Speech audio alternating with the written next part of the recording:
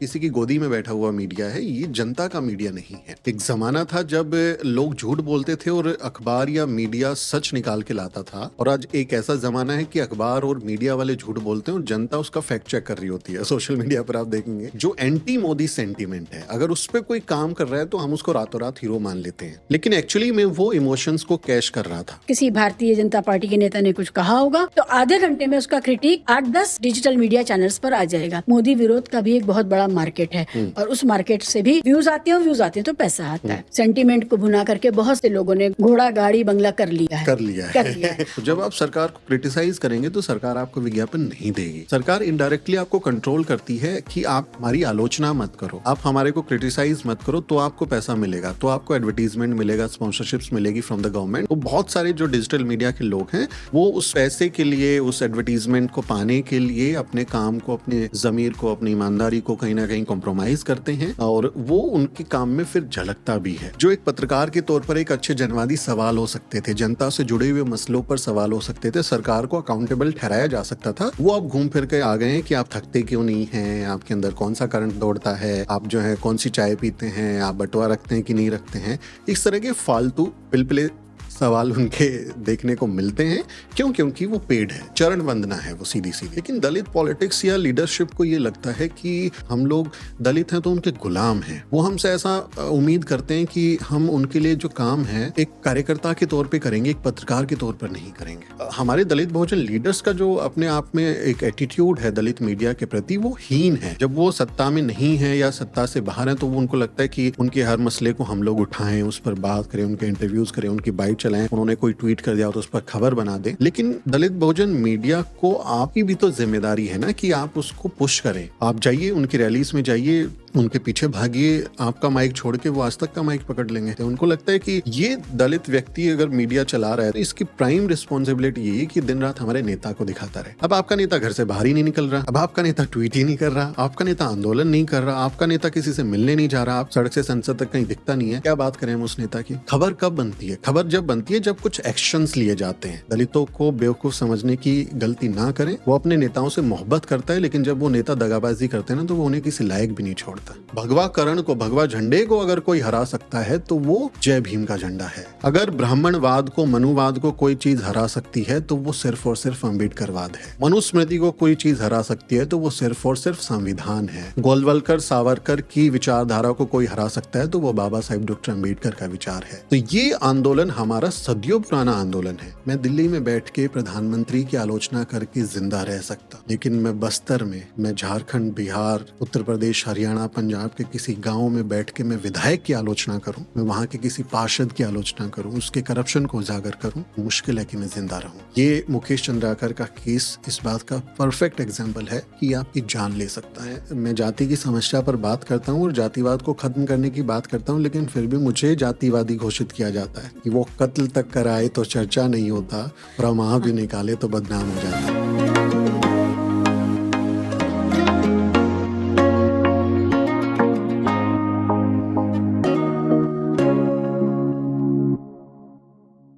दिल्ली में चुनाव आ गए हैं और दिल्ली के चुनाव बहुत इगोइस्टिक हो गए हैं। आप देख रहे हैं कि बहुत हर बड़े नेता के अहम के ऊपर आ गया अब ये मामला।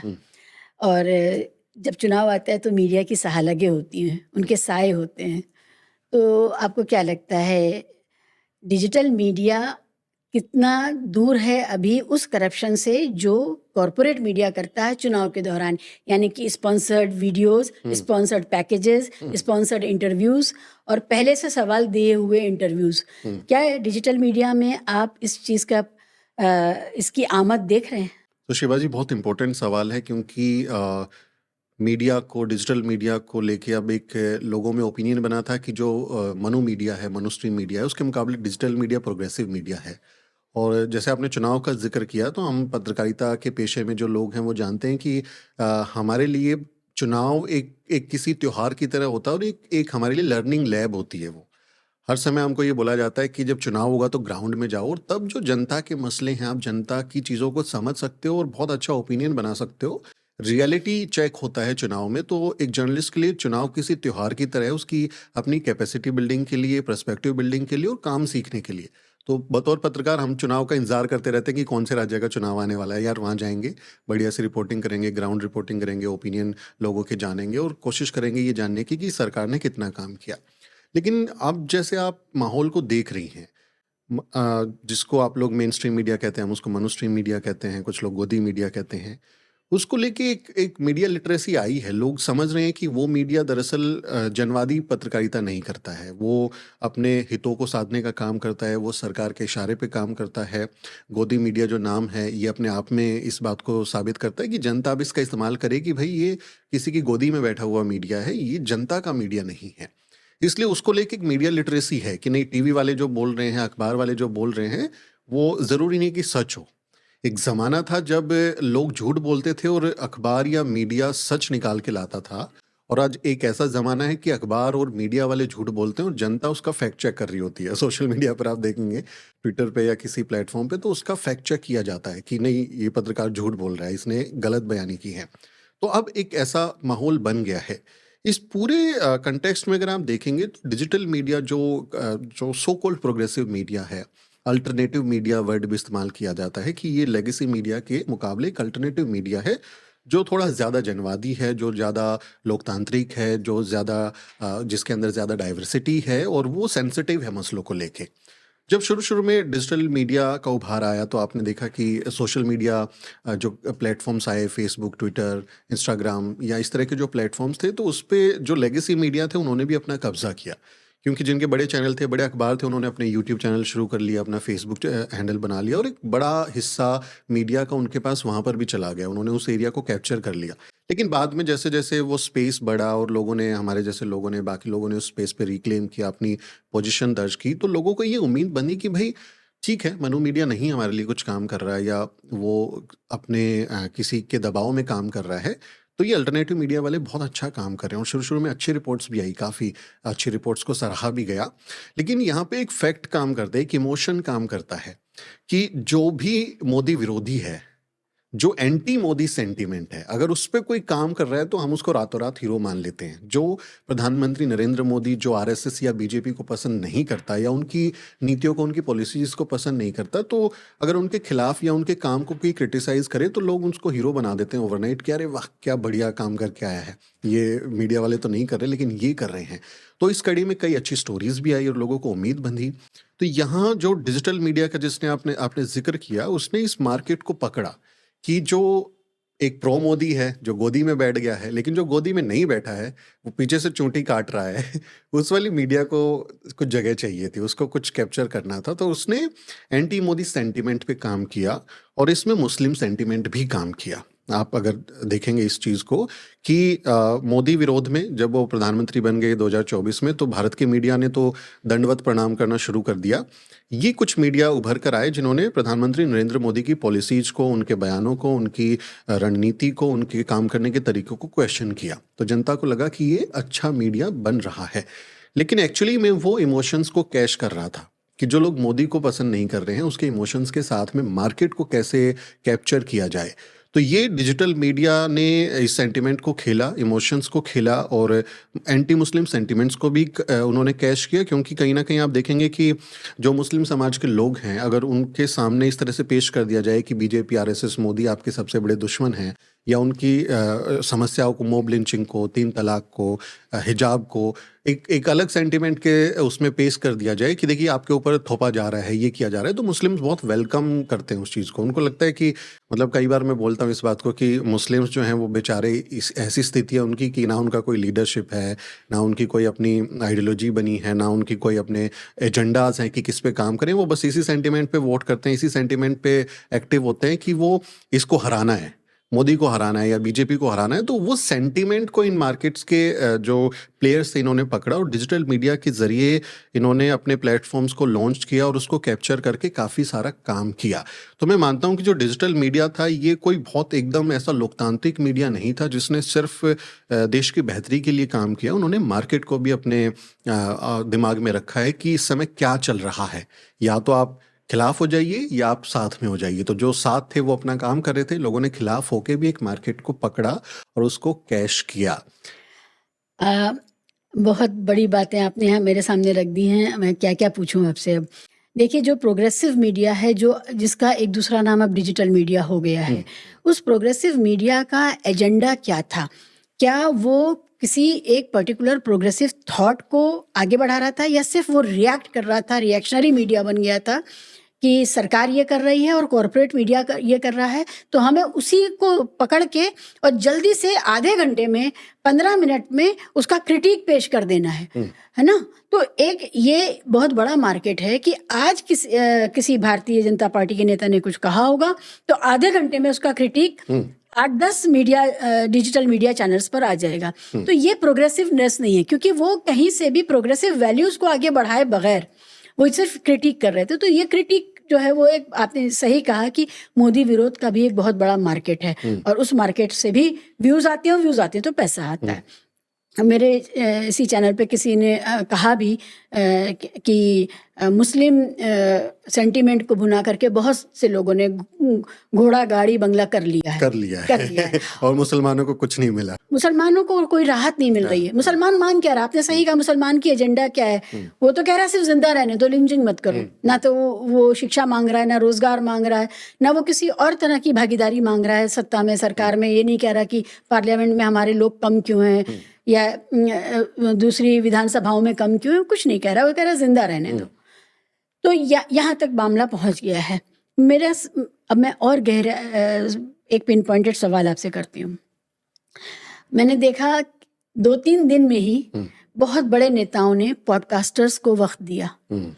जिन नेताओं के पास मुकेश चंद्रकर के लिए एक ट्वीट करने का समय नहीं है, उन नेताओं ने लंबे लंबे पॉडकास्ट के इंटरव्यूज दिए। क्या आपको लगता है कि ये जो पॉडकास्ट हैं ये फेयर प्ले है, या इसमें कुछ और नजर आ रहा है? आप इस बिल्कुल नई बात हुई है ये इस बार, आप इसको कैसे देखते हैं? देखिए, मैं जैसा जिक्र कर रहा था कि जो लेगेसी मीडिया है ना, वो उसका पर्दाफाश हो चुका है। उसकी अभी कोई क्रेडिबिलिटी बची नहीं है। कोई जो बड़े पत्रकार हैं जो आज टीवी पे बैठ के शाम में एक जहरीला शो पेश करते हैं, उनमें इतनी हिम्मत नहीं है कि वो माइक लेके जनता के बीच में चले जाएं। वो जनता के बीच में जाके और सीधे सवाल जवाब कर लें। उनके साथ में एस्कॉर्ट होता है पूरा, बाउंसर्स चलते हैं, पुलिस चलती है, तब जाके वो अपनी रिपोर्टिंग कर पाते हैं। क्योंकि जनता में इतना गुस्सा आ गया है। और हमने बहुत सारे वीडियोस देखे जहां जर्नलिस्ट को, जो कि सेलिब्रिटी जर्नलिस्ट हैं, उनको लोगों ने चेज किया, उनको गोदी मीडिया गो बैक और इस तरह के नारे, मुर्दाबाद के नारे लगाए। तो अब उन पत्रकारों के प्रति क्रेडिबिलिटी नहीं बची। इस क्रेडिबिलिटी को बहाल करने का काम अल्टरनेट मीडिया ने किया, जो प्रोग्रेसिवनेस के साथ में एक आता हुआ हमको दिखाई दिया था। उसने अच्छी अच्छी कुछ स्टोरीज की, कुछ सेंटिमेंट्स के साथ खेला और एक मार्केट को कैप्चर किया। और ये माना जा रहा था कि ये इसका एक अल्टरनेटिव विकल्प बन सकता है, जो लेगेसी मीडिया उसके मुकाबले एक डिजिटल मीडिया, अपने इंडिपेंडेंट मीडिया खड़ा हो सकता है, जो जनवादी पत्रकारिता करेगा। लेकिन पिछले कुछ महीनों में आप देखेंगे, हालांकि 2019 के चुनाव में भी, 2024 के लोकसभा चुनाव में भी, ये हमने देखा कि बहुत सारे डिजिटल मीडिया के जो प्लेटफॉर्म्स थे वो भी कहीं ना कहीं कॉम्प्रोमाइज थे। अब जैसे टीवी को सरकार कैसे कंट्रोल करती है, मैं आपको बताता हूँ कि हमारा जो टीवी है, अखबार हैं, वो विज्ञापन पर चलते हैं। सबकी अपनी अपनी ज़रूरतें होती हैं, सबके अपने खर्चे होते हैं। तो कॉरपोरेट फंडिंग है, कॉरपोरेट विज्ञापन से। उसके अलावा सरकार भी एक विज्ञापन दाता के तौर पे बड़ा शेयर रखती है। सरकार के जो विभाग होते हैं, उनके कैंपेन होते हैं, उनकी योजनाएं होती हैं, उनका एडवर्टीजमेंट किया जाता है।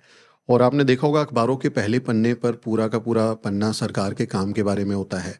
जो टीवी है उसके बीच में एड्स चलते हैं, 30 सेकंड, 40 सेकंड, 1 मिनट का प्रॉपर उसमें ऐड चलता है। तो उसके लिए पैसे दिए जाते हैं। तो सरकार क्या बोलेगी कि या तो हमारे लिए काम करो, हमारी जो नीति है उसके हिसाब से काम करो, अदरवाइज हम आपको एडवर्टीजमेंट नहीं देंगे। तो बहुत सारे चैनल जो सरकार के अगर खिलाफ जाने की कोशिश करें तो उनको विज्ञापन देना बंद हो जाता है और उनकी इनकम कम हो जाएगी। तो इसलिए ज़्यादातर मीडिया चैनल जो है, अखबार जो है, वो सरकार के सामने सरेंडर हो जाते हैं, क्योंकि करोड़ों रुपए का उनको विज्ञापन मिलता है। किसी को 50 करोड़, किसी को 100 करोड़, किसी को 200 करोड़, बहुत बड़ा अमाउंट है। वो उसका विज्ञापन उन चैनलों को मिलता है और उसकी बहुत बड़ी रकम के तौर पे, विज्ञापन के तौर पे वो उसको हासिल करते हैं, इसलिए वो कॉम्प्रोमाइज़ होते हैं। कुछ समय से सरकार ने डिजिटल मीडिया को भी एडवर्टीजमेंट देना शुरू किया है। जैसे उत्तर प्रदेश में शुरू हुआ कि अगर आप सरकार का विज्ञापन चलाएंगे तो उसमें आप इम्पैनल हो सकते हैं और आपको सालाना या 6 महीने के तौर पे इम्पैनल करके आपको एक विज्ञापन दिया जा सकता है। एक रील बनाएंगे तो 1 लाख रुपया मिलेगा, उसमें इतने व्यूज आएंगे तो 10,000 एक्स्ट्रा मिलेंगे। यूपी की अभी की नीति है, वो तो घोषित नीति है उनकी। घोषित नीति उन्होंने है। कहा है कि अगर सरकार के अच्छे कामों के ऊपर आप कार्यक्रम करते हैं, बनाते हैं, तो उसमें लाखों का उनका बजट है। एक चैनल। राजस्थान सरकार में भी हुआ, अशोक गहलोत सरकार ने किया, दिल्ली सरकार ने भी किया। तो बहुत सारी राज्य सरकारें जो हैं अब वो इस नीति को ला रही हैं कि हमको एडवर्टीजमेंट इनको भी देना पड़े। क्यों देना पड़े, इसकी जरूरत क्या है? ये ऐसा नहीं है कि अल्टरनेट मीडिया को ये लोग अच्छा बनाना चाहते हैं। दरअसल अल्टरनेटिव मीडिया के प्रति लोगों में एक चेतना थी कि ये कुछ अच्छा काम कर रहे हैं, भरोसा बढ़ रहा था। तो कभी कभी मैं कहता हूँ कि आपने एक मूवी देखी होगी जो दबंग मूवी है, उसमें एक डायलॉग है, सोनाक्षी सिन्हा और सलमान खान के बीच का संवाद है। तो वो कहती है कि थप्पड़ से डर नहीं लगता साहब, प्यार से डर लगता है। तो कभी कभी मैं सोचता हूँ कि प्रधानमंत्री नरेंद्र मोदी जी और उनके परम सहयोगी अमित शाह जी जो हैं, बैठ के जब बात कर रहे होंगे, आपस में चाय पी रहे होंगे, तो बैठ के बोलते होंगे यार मीडिया से डर नहीं लगता, सोशल मीडिया से लगता है। तो सोशल मीडिया पे कंट्रोल उस तरह से नहीं था सरकार का, या जो नीति निर्माता है उनका कंट्रोल उस तरह से नहीं था। तो इन्होंने ये एक रास्ता निकाला कि एडवर्टीजमेंट के जरिए सोशल मीडिया के जो इन्फ्लुएंसर्स हैं या जो कंटेंट क्रिएटर्स हैं या जर्नलिस्ट हैं, उनको एडवर्टीज दिया जाए और उनके काम को प्रभावित किया जाए। तो अभी आप जिन पॉडकास्ट का जिक्र कर रही हैं, और आपने पहला सवाल जब मुझसे पूछा था कि क्या ये करप्शन से बाहर है, तो नहीं, ये करप्शन से बाहर नहीं है। एडवर्टीजमेंट के नाम पे इन सोशल मीडिया प्लेटफॉर्म्स पर जो काम करने वाले लोग हैं, जो प्लेयर्स हैं, उनको भी पैसा सरकार से मिल रहा है और पेड प्रमोशंस भी हो रहा है। ये मैं बहुत जिम्मेदारी के साथ कह रहा हूँ, क्योंकि इस तरह के लगातार ऑफर्स हमको भी मिलते हैं। हमारे को बताया जाता है कि आप इंटरव्यूज करो, लेकिन सवाल हमारे होंगे, आप सवाल नहीं पूछ सकते। सवाल पर ही सवाल है मेरा जी। जो पॉडकास्ट आए हैं उसमें इतने फालतू के सवाल हैं और इतने गैर ज़रूरी सवाल हैं कि ये अलग पता चल रहा है कि फिर ये उस सवाल से बेहतर कैसे हैं जो पूछे जा रहे थे कि आप में इतनी एनर्जी कहाँ से आती है, आप आम काट के खाते हैं या चूस के खाते हैं। ये वाले जो सवाल अब जो आ रहे हैं वो सवाल भी उतने ही पिलपिले सवाल आ रहे हैं। तो ये इसको देख करके तो फिर इसका मतलब तो ये हुआ कि जिस डिजिटल मीडिया को पहले सिर्फ डराया जा रहा था, अब उसके आगे टुकड़े भी डाले जा रहे हैं। हाँ, धंधा बन गया ना अभी। अगर आप मुझे यहाँ बुलाएं पॉडकास्ट में, बोलें सुमित मैं 1 लाख रुपया दूंगी तुमको और मेरी तारीफ करो, तो मैं तारीफ ही करूंगा ना।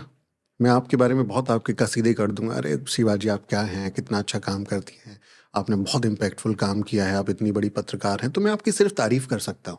ये काम आपको आजकल के जो डिजिटल प्लेयर्स हैं उनके कंटेंट को अगर आप 1 घंटा भी बैठ के एनालाइज करेंगे तो आपको समझ में आएगा कि वो जो एक पत्रकार के तौर पर एक अच्छे जनवादी सवाल हो सकते थे, जनता से जुड़े हुए मसलों पर सवाल हो सकते थे, सरकार को अकाउंटेबल ठहराया जा सकता था, वो अब घूम फिर के आ गए हैं कि आप थकते क्यों नहीं हैं, आपके अंदर कौन सा करंट दौड़ता है, आप जो है कौन सी चाय पीते हैं, आप बटुआ रखते हैं कि नहीं रखते हैं। इस तरह के फालतू पिलपिले सवाल उनके देखने को मिलते हैं। क्यों? क्योंकि वो पेड है, चरण वंदना है वो सीधी सीधी। अब जिसकी चरण वंदना करेंगे, आप जिसकी स्तुति करेंगे, उसको आप क्रिटिसाइज थोड़ा ही करेंगे, आप गुणगान ही करेंगे। तो मुझे इस बात को कहने में कोई दो राय नहीं है कि डिजिटल मीडिया के भी बहुत सारे जो क्रिएटर्स हैं, पत्रकार हैं, वो भी कहीं ना कहीं सरेंडर्ड हैं और वो लोगों को खुश करने के लिए, उनके साथ अपने कहें कि एक कमर्शियल इंटरेस्ट को फुलफिल करने के लिए कि अगर सरकार किसी की है तो वो उनको विज्ञापन दे, उससे भी उनको कुछ आमदनी हो, सरकार किसी अपनी योजना में उनको हिस्सा दे, तो इस तरह के लाभ भी मिलते हैं। तो वो एक तरीका है इस पूरे डिजिटल मीडिया को इम्पैक्ट करने का, उसको अपने हिसाब से मोल्ड करने का और अपना प्रचार करने का। हम मीडिया में जैसे पीआर बोलते हैं ना, पब्लिक रिलेशन बोलते हैं, और वो काम अभी पीआरओ का जो काम होता था, जन सूचना विभाग जो सरकारों के काम होते थे, वो काम अब मीडिया ने पकड़ लिए हैं और उसमें डिजिटल मीडिया भी एक बड़ा स्टेक होल्डर है। सुमित, सरकार का जो विज्ञापन होता है वो टैक्स पेयर के पैसे का विज्ञापन होता है। और जब हम मैं जब अखबार निकालती थी तो हम लोग इसके लिए डीएवीपी से, यूपीआईडी से, मैं यूपी में काम कर रही थी, तो हम लोग बाकायदा लड़ते थे और अपने शेयर की बात करते थे कि आपने जो एक तो ए ग्रेडर्स होते थे, बी ग्रेडर्स, सी ग्रेडर्स, तो हम लोग ये लड़ते थे कि हमारे सर्कुलेशन के बराबर के दूसरे अखबारों को आपने इतने हजार का विज्ञापन दिया है, तो हमें भी इतने ही हजार का दीजिए, हमारा सर्कुलेशन भी। वो सर्कुलेशन वॉर होती थी, फिर उसमें रिपोर्ट लगती थी सर्कुलेशन की और ये सब होता था। मेरा ये कहना है कि जो टैक्स पेयर का पैसा है, जो विज्ञापन के तौर पे सरकारें बांट रही हैं, उसमें डिजिटल मीडिया का शेयर जरूर होना चाहिए। क्यों नहीं होना चाहिए? बिल्कुल होना चाहिए, और उससे वो पोषित हो, इसमें कोई बुराई नहीं है। लेकिन क्या ये डिजिटल मीडिया आउटलेट्स की जिम्मेदारी नहीं है कि वो सिर्फ उनका इंटरव्यू ना करें जहां से उनको पैसा आ रहा है, फिर वो अपने जिम्मेदारी पे बैलेंस करें?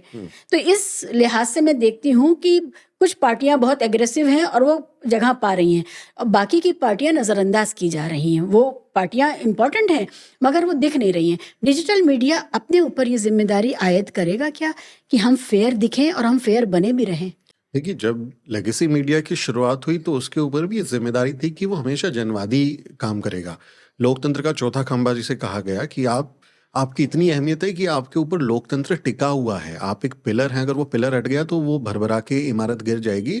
इसलिए आपको जनवादी पत्रकारिता करनी है। ये लेगेसी मीडिया की भी जिम्मेदारी थी, और जब उसकी क्रेडिबिलिटी चली गई तो फिर अल्टरनेट मीडिया ने उसको टेक ओवर किया और कहीं ना कहीं अपनी इमेज को बेटर बनाया कि हम जिम्मेदार पत्रकारिता कर रहे हैं।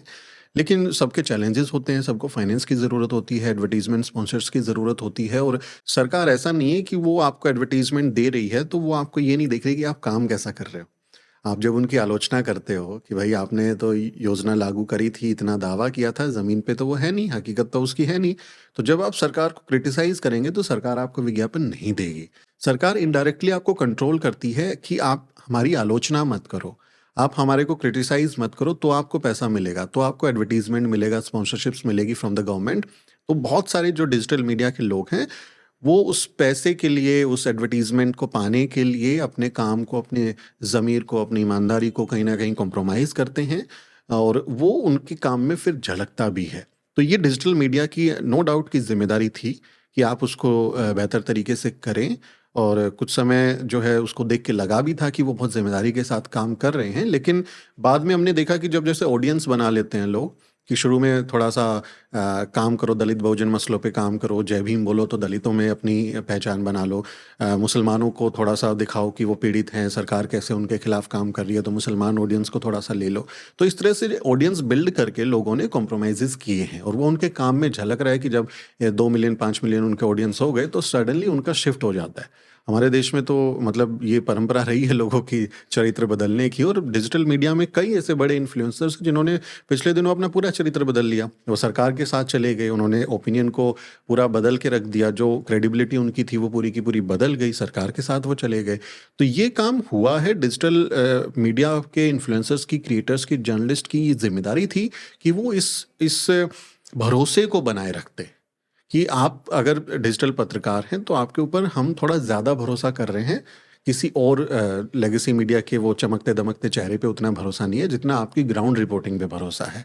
तो अगर उसको मेंटेन नहीं रखा गया तो मुझे लगता है कि ये अपने ऑडियंस के साथ में और देश की जनता के साथ में कहीं ना कहीं विश्वासघात है। ये नहीं करना चाहिए। चैलेंजेस तो हैं, अब हम अपना मीडिया चला रहे हैं, हमको तो कोई स्पॉन्सरशिप नहीं देता, हमको कोई एडवर्टीजमेंट नहीं देता। इसमें भी मतलब कास्ट का भी एक बड़ा रोल है। मैं इस पर आना चाहती हूँ, इसके बाद हमें इस पर ही बात करनी है जी।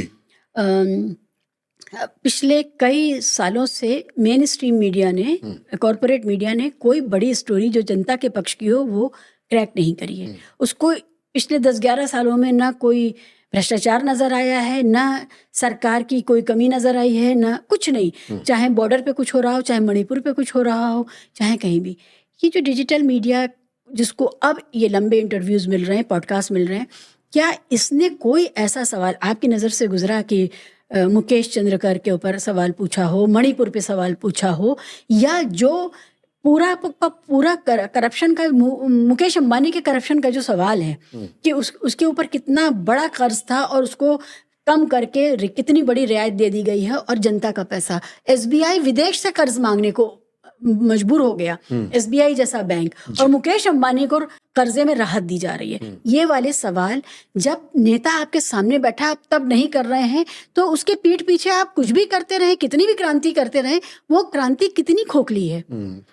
देखिए, ये आप अगर आपको याद हो तो जब प्रधानमंत्री नरेंद्र मोदी के कई इंटरव्यूज आए थे तो जब कैमरे की नज़र से पता चला था, दीपक चौरसिया और उनके सहयोगी जब इंटरव्यू कर रहे थे, दीपक मेरे बॉस रहे इंडिया न्यूज़ में, मैं उनका लीड प्रोड्यूसर था, तो उसमें वो सवाल प्रधानमंत्री के सामने जो सवाल पूछा जा रहा था वो उनके उस पर लिखा हुआ था, वो दिखा जनता को, कैमरे पर दिख गया कि यार ये लिखित सवाल पूछ रहे हैं।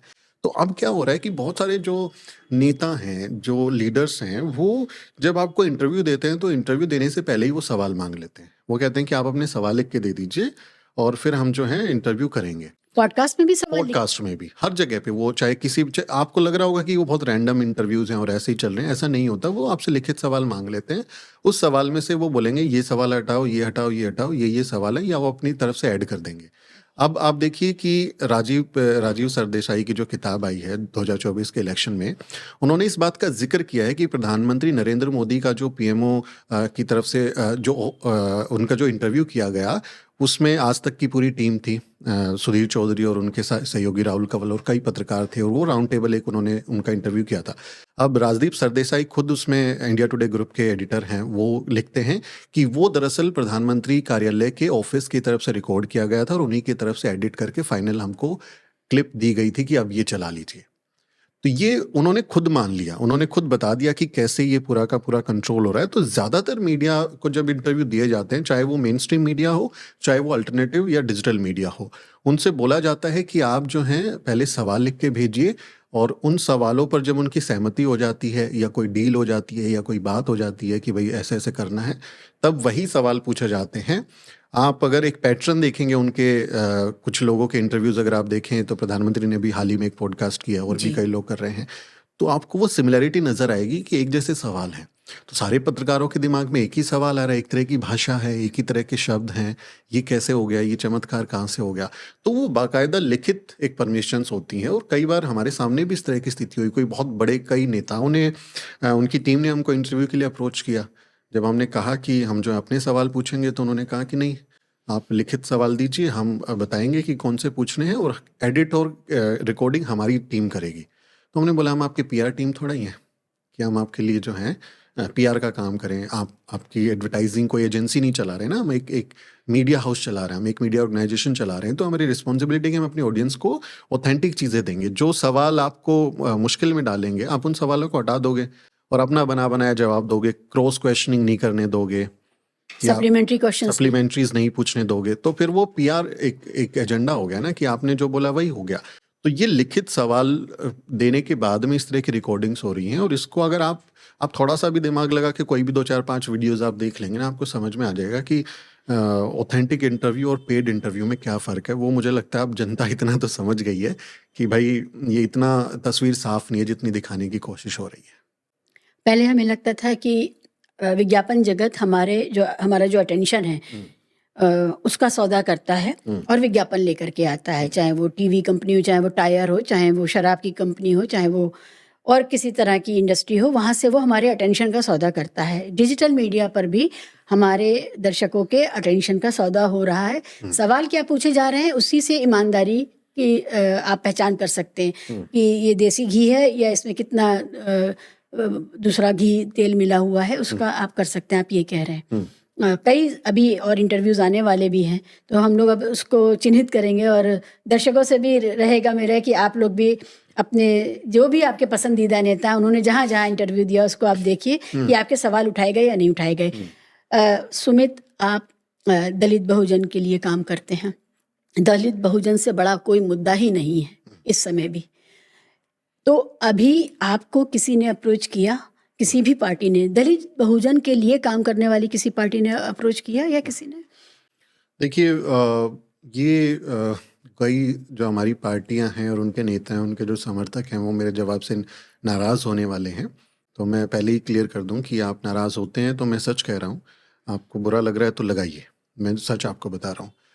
हम जब कम्युनिटी जर्नलिज्म में होते हैं तो हमारी एक आइडियोलॉजी होती है, एक अंडरस्टैंडिंग होती है कि हमारी कम्युनिटी किन चीज़ों से सफ़र कर रही है, उन मुद्दों को उठाना और उन मुद्दों को एक कहें कि बड़े कैनवस पे दिखाना, ताकि उस पर राष्ट्रीय बहस हो, उस पर नीतियाँ बने, उनके लिए बजट एलोकेशन हो, उन समस्याओं का निदान हो।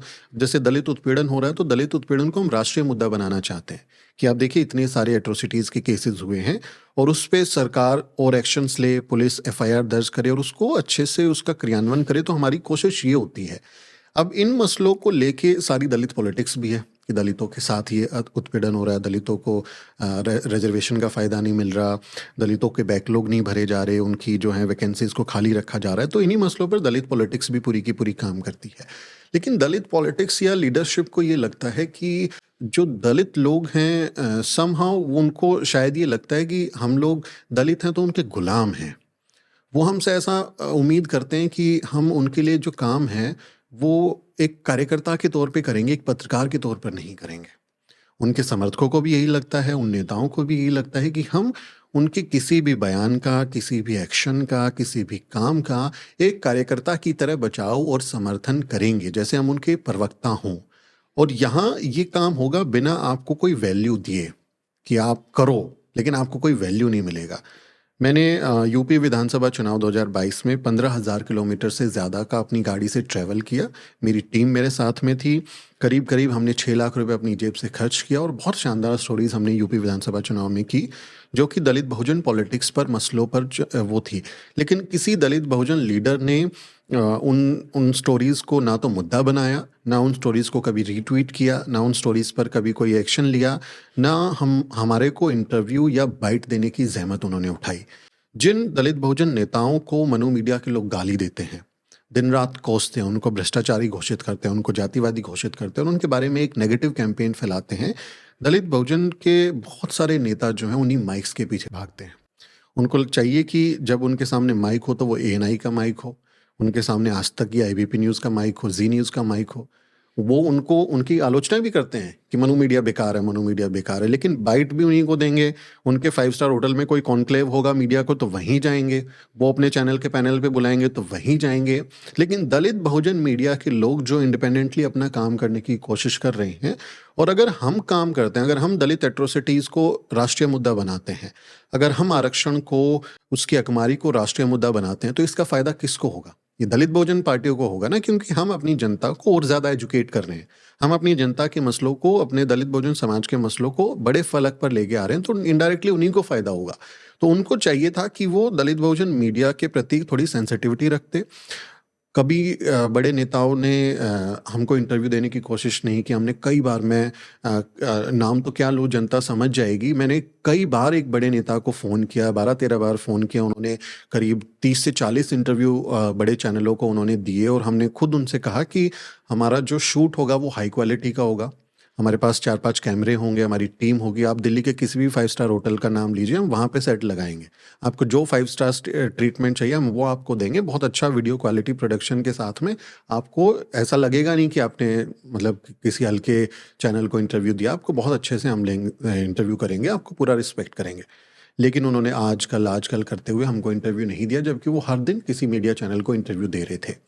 एक बड़े दलित नेता अपने आप को मानने लगे हैं, वो जो हैं चुनाव जीतने के बाद में मेरे इंटरव्यू से, बीच में इंटरव्यू से खड़े होके चले गए। मैं इंटरव्यू कर रहा हूँ और वो थैंक यू करके चले गए। तो इनका, हमारे दलित बहुजन लीडर्स का जो अपने आप में एक एटीट्यूड है दलित मीडिया के प्रति, वो हीन है। जब वो सत्ता में नहीं है या सत्ता से बाहर हैं, तो वो उनको लगता है कि उनके हर मसले को हम लोग उठाएं, उस पर बात करें, उनके इंटरव्यूज़ करें, उनकी बाइट चलाएं, उन्होंने कोई ट्वीट कर दिया तो उस पर खबर बना दें। लेकिन दलित बहुजन मीडिया को आपकी भी तो जिम्मेदारी है ना कि आप उसको पुश करें। अब अगर मेरे बड़े चैनल, मुझे अपना चैनल को बड़ा बनाना है, तो मेरा चैनल बड़ा कैसे बनेगा? तब बनेगा जब मेरे समाज के बड़े लीडर्स मुझे इंटरव्यूज़ देंगे, जब मेरे समाज के बड़े लीडर्स मेरे माइक पे बाइट देंगे, तभी वो जनता को दिखेगा ना कि भाई फलाने चैनल का जो है वो तो इतने बड़े नेता ने इंटरव्यू दिया है, तो जनता के बीच में उसकी क्रेडिबिलिटी जाती है। कोई बड़ी सेलिब्रिटी अगर मेरे चैनल पे आ जाए तो जनता को एक नैरेटिव मिलता है ना कि यार ये तो बड़ा चैनल है, इतने बड़े आदमी इंटरव्यू दे रहे हैं तो इसकी कुछ वैल्यू होगी चैनल की। तो आपने कभी जो दलित बहुजन लीडरशिप है उसने कभी दलित मीडिया को, आपने, सिर्फ मैं अपनी न्यूज़वीक की बात नहीं कर रहा, बाकी को भी किसी को इंटरव्यू उन्होंने नहीं दिया, कभी वो उस तरह से बाइट आपको देते हुए नजर नहीं आएंगे। आप जाइए उनकी रैलीज में, जाइए उनके पीछे भागिए, आपका माइक छोड़ के वो आज तक का माइक पकड़ लेंगे, उनसे बात करना प्रेफर करेंगे। शायद उनको लगता है कि उनकी आवाज़ वहाँ ज़्यादा बड़े लोगों तक पहुँचेगी, लेकिन उनको ये समझ में नहीं आ रहा कि जो दलित बहुजन मीडिया के लोग हैं उनकी कम्युनिटी में वैल्यू है। जब कोई सुमित चौहान न्यूज़वीक को देखेगा तो उसकी जनता, जो हमारी ऑडियंस है, वो इस ईमानदारी के साथ एक आइडिया के साथ हमारे कंटेंट को देखती है कि ये हमारा आदमी है और ये अगर कुछ बोल रहा है तो ठीक बोल रहा है। तो हमारी क्रेडिबिलिटी उन मनु मीडिया के चैनलों से ज़्यादा है। बेशक। मैं नहीं मानता कि हम किसी भी मामले में उनसे कम है, हमारी क्रेडिबिलिटी उनसे ज़्यादा है। और जनता जब हम जाते हैं, अब मैं अपना माइक लेके जनता के बीच में जाता हूं तो मुझे लोग प्यार से लाइव रिपोर्टिंग में भी गले लगा लेते हैं। जब मैं रिपोर्टिंग कर रहा होता हूं तो आके एकदम गले लगा लेते हैं कि अरे आप बहुत अच्छा काम कर रहे हैं। यही काम किसी दूसरे पद, अब सुधीर चौधरी जाके दिखाए ना जनता में, रूबिका लियाकत जो हैं वो, अर्नब गोस्वामी, वो जनता में आ जाए चांदनी चौक की गलियों में रिपोर्टिंग करके दिखाएं, उनको पता चलेगा कि जनता क्या रिएक्ट कर रही है उनके प्रति। तो हमारी क्रेडिबिलिटी है, लेकिन उस क्रेडिबिलिटी का वैल्यू दलित बहुजन लीडरशिप नहीं कर रही। उनको लगता है कि just because we are Dalits we are their slaves. हम उनके काम को हर जगह अप्रिशिएट करें, हर जगह उन पे बात करें, उनके लिए ओपिनियन बनाएं, उनके लिए नैरेटिव सेट करें, लेकिन आप हमको कोई वैल्यू नहीं दोगे, आप हमारे काम को कभी अप्रिशिएट नहीं करोगे, आप हमें कभी टाइम नहीं दोगे, आप ना कभी हमें इंटरव्यूज़ दोगे।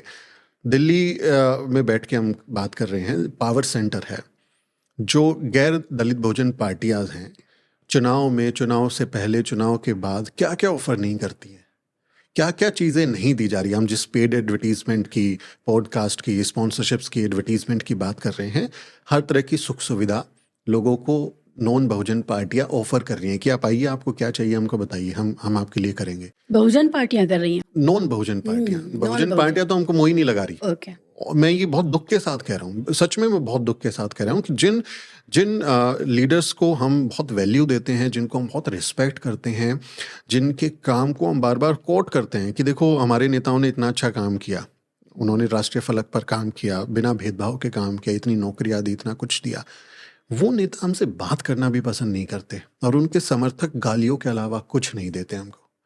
आप हमारी टाइमलाइन पे जाइए, जितनी गालियां हमारे दलित बहुजन नेताओं के समर्थकों से हमें मिलती है, वो जितनी घटिया गालियां, जितनी घटिया बातें हैं, वो बीजेपी आरएसएस के समर्थकों के मुकाबले एकदम बराबर आपको दिखेंगी।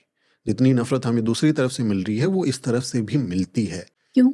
क्योंकि उनको लगता है कि हम उनके नेता को जो है, अगर हमने उनके बारे में बात नहीं की तो हम बिक गए हैं, हम दलाल हो गए हैं, तुरंत आपको लेबल कर दिया जाएगा। आप काम कीजिए, तुरंत आपको लेबल कर दिया जाएगा कि आपने हमारे नेता की बात नहीं करी, फलाने नेता की बात कर दी। क्योंकि दलित बहुजन पॉलिटिक्स में भी तो डिवाइड है ना, काफी डिविजन्स है, कोई अलग पार्टी बना रखी धड़े हैं, गुट हैं, सब धड़े, बहुत सारे गुट हैं।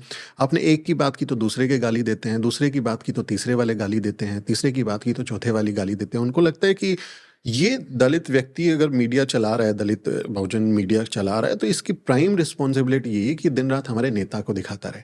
अब आपका नेता घर से बाहर ही नहीं निकल रहा, अब आपका नेता ट्वीट ही नहीं कर रहा, आपका नेता आंदोलन नहीं कर रहा, आपका नेता किसी से मिलने नहीं जा रहा, आपका नेता कहीं पर दिखता नहीं है आंदोलन करते हुए, सड़क पर, मसलों पे, सड़क से संसद तक कहीं दिखता नहीं है। क्या बात करें हम उस नेता की? खबर कब बनती है? खबर जब बनती है जब कुछ एक्शंस लिए जाते हैं। अब कहीं दलित एट्रोसिटीज हुई, अब मुकेश चंद्राकर की हत्या हुई है, निर्मम हत्या हुई है, बहुजन पत्रकार हैं।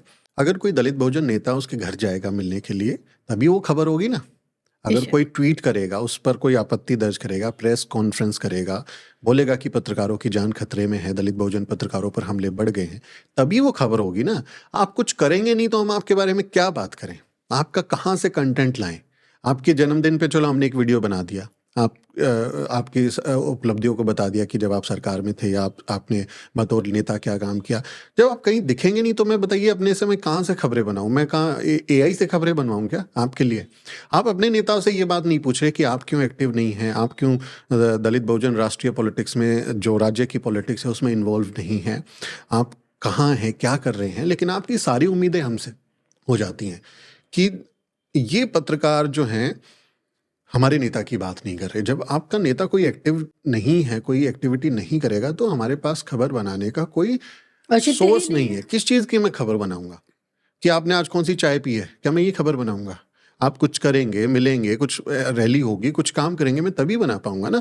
इस बीच में जब कोई दूसरी नॉन दलित बहुजन पार्टियां हैं, जिसमें अगर वो कोई बाबा साहब डॉक्टर अम्बेडकर के नाम पे कोई काम कर रही हैं, या उन्होंने कोई बयान दिया है, जैसे गृह मंत्री अमित शाह के बयान पर खूब बवाल हुआ, उस पर देखेंगे तो बहुत सारी पार्टियों ने उसको एक मुद्दा बना दिया, राष्ट्रीय मुद्दा बना दिया, और अमित शाह को बैकफुट पर पहुंचा दिया। अब इस खबर पर जो एक मीडिया के तौर पे हमारी जिम्मेदारी है कि बाबा साहब डॉक्टर अम्बेडकर पर एक विवादित टिप्पणी की गई है संसद में, उसको लेके फलां पार्टी ने ये कहा, फला पार्टी ने ये कहा, भले ही ये लोग वोट बैंक के लिए कर रहे हैं, लेकिन एक खबर तो है, हम उसको खबर के तौर पे तो पेश करेंगे ना कि भाई फलां पार्टी ने ये बात बोली है। लास्ट में हम भले ही ये कहें कि ये इन पार्टियों को हमारे वोट चाहिए, ये पार्टी हमको नहीं चाहती कि हम दलित बहुजन लोग सशक्त हों, हम मजबूत बने, बट हमारे क्योंकि अब बाबा साहब डॉक्टर अम्बेडकर इतने बड़े ब्रांड हो गए हैं, तो हर पार्टी चाहती है कि उनको मैं अपनाऊं। पहले डॉक्टर अम्बेडकर को कोई जो है अपनाना नहीं चाहता था, लेकिन आज पूरी पॉलिटिक्स ही उनके आसपास घूम रही है, तो वो एक पॉलिटिकल टर्म है। लेकिन उसमें अगर दलित बहुजन नेता गायब हो जाएं, कुछ करें ही ना, तो क्या मैं किसी की भी बात ना करूं? क्या मैं जो लोग एक्टिवली बात कर रहे हैं, क्या उनके बारे में मैं जिक्र ना करूं? क्या मैं उनकी खबर ना करूं? और इस बीच में अगर मेरे को, अब सोचिए, मेरे को कोई दलित बहुजन जो नेता है वो अगर मुझे इंटरव्यू नहीं देता है, मैं आपके इंटरव्यू में रिकॉर्डिंग के साथ में बोल रहा हूँ, अगर मैं चाहूँ तो मैं प्रधानमंत्री नरेंद्र मोदी का इंटरव्यू कर सकता हूँ, क्योंकि मुझे पता है, क्योंकि वो नेता के तौर पे उन्हें ये पता है कि न्यूज़वीक की ऑडियंस क्या है, न्यूज़वीक का वैल्यू क्या है। मैं अगर एक हफ्ता कोशिश करूं तो 1-1.5 हफ्ते में मुझे प्रधानमंत्री से समय मिल जाएगा और उनका इंटरव्यू की टाइमिंग मुझे मिल जाएगी, क्योंकि मैं दिल्ली में बैठा हूं और मुझे इस बात का पूरा भरोसा है। अगर कोई चाहे तो मुझे चैलेंज करके दिखा दे, मैं इसको हकीकत में करके दिखा सकता हूं कि प्रधानमंत्री का इंटरव्यू मैं अपने चैनल पर ले आऊँगा। लेकिन ये बात हमारे नेता नहीं समझते। उनको लगता है हमारी कोई वैल्यू नहीं, उनको लगता है हमारा कोई प्रभाव नहीं। जबकि आप देखेंगे दलित बहुजन मीडिया ने पूरा नैरेटिव खड़ा किया है, संविधान खतरे में है।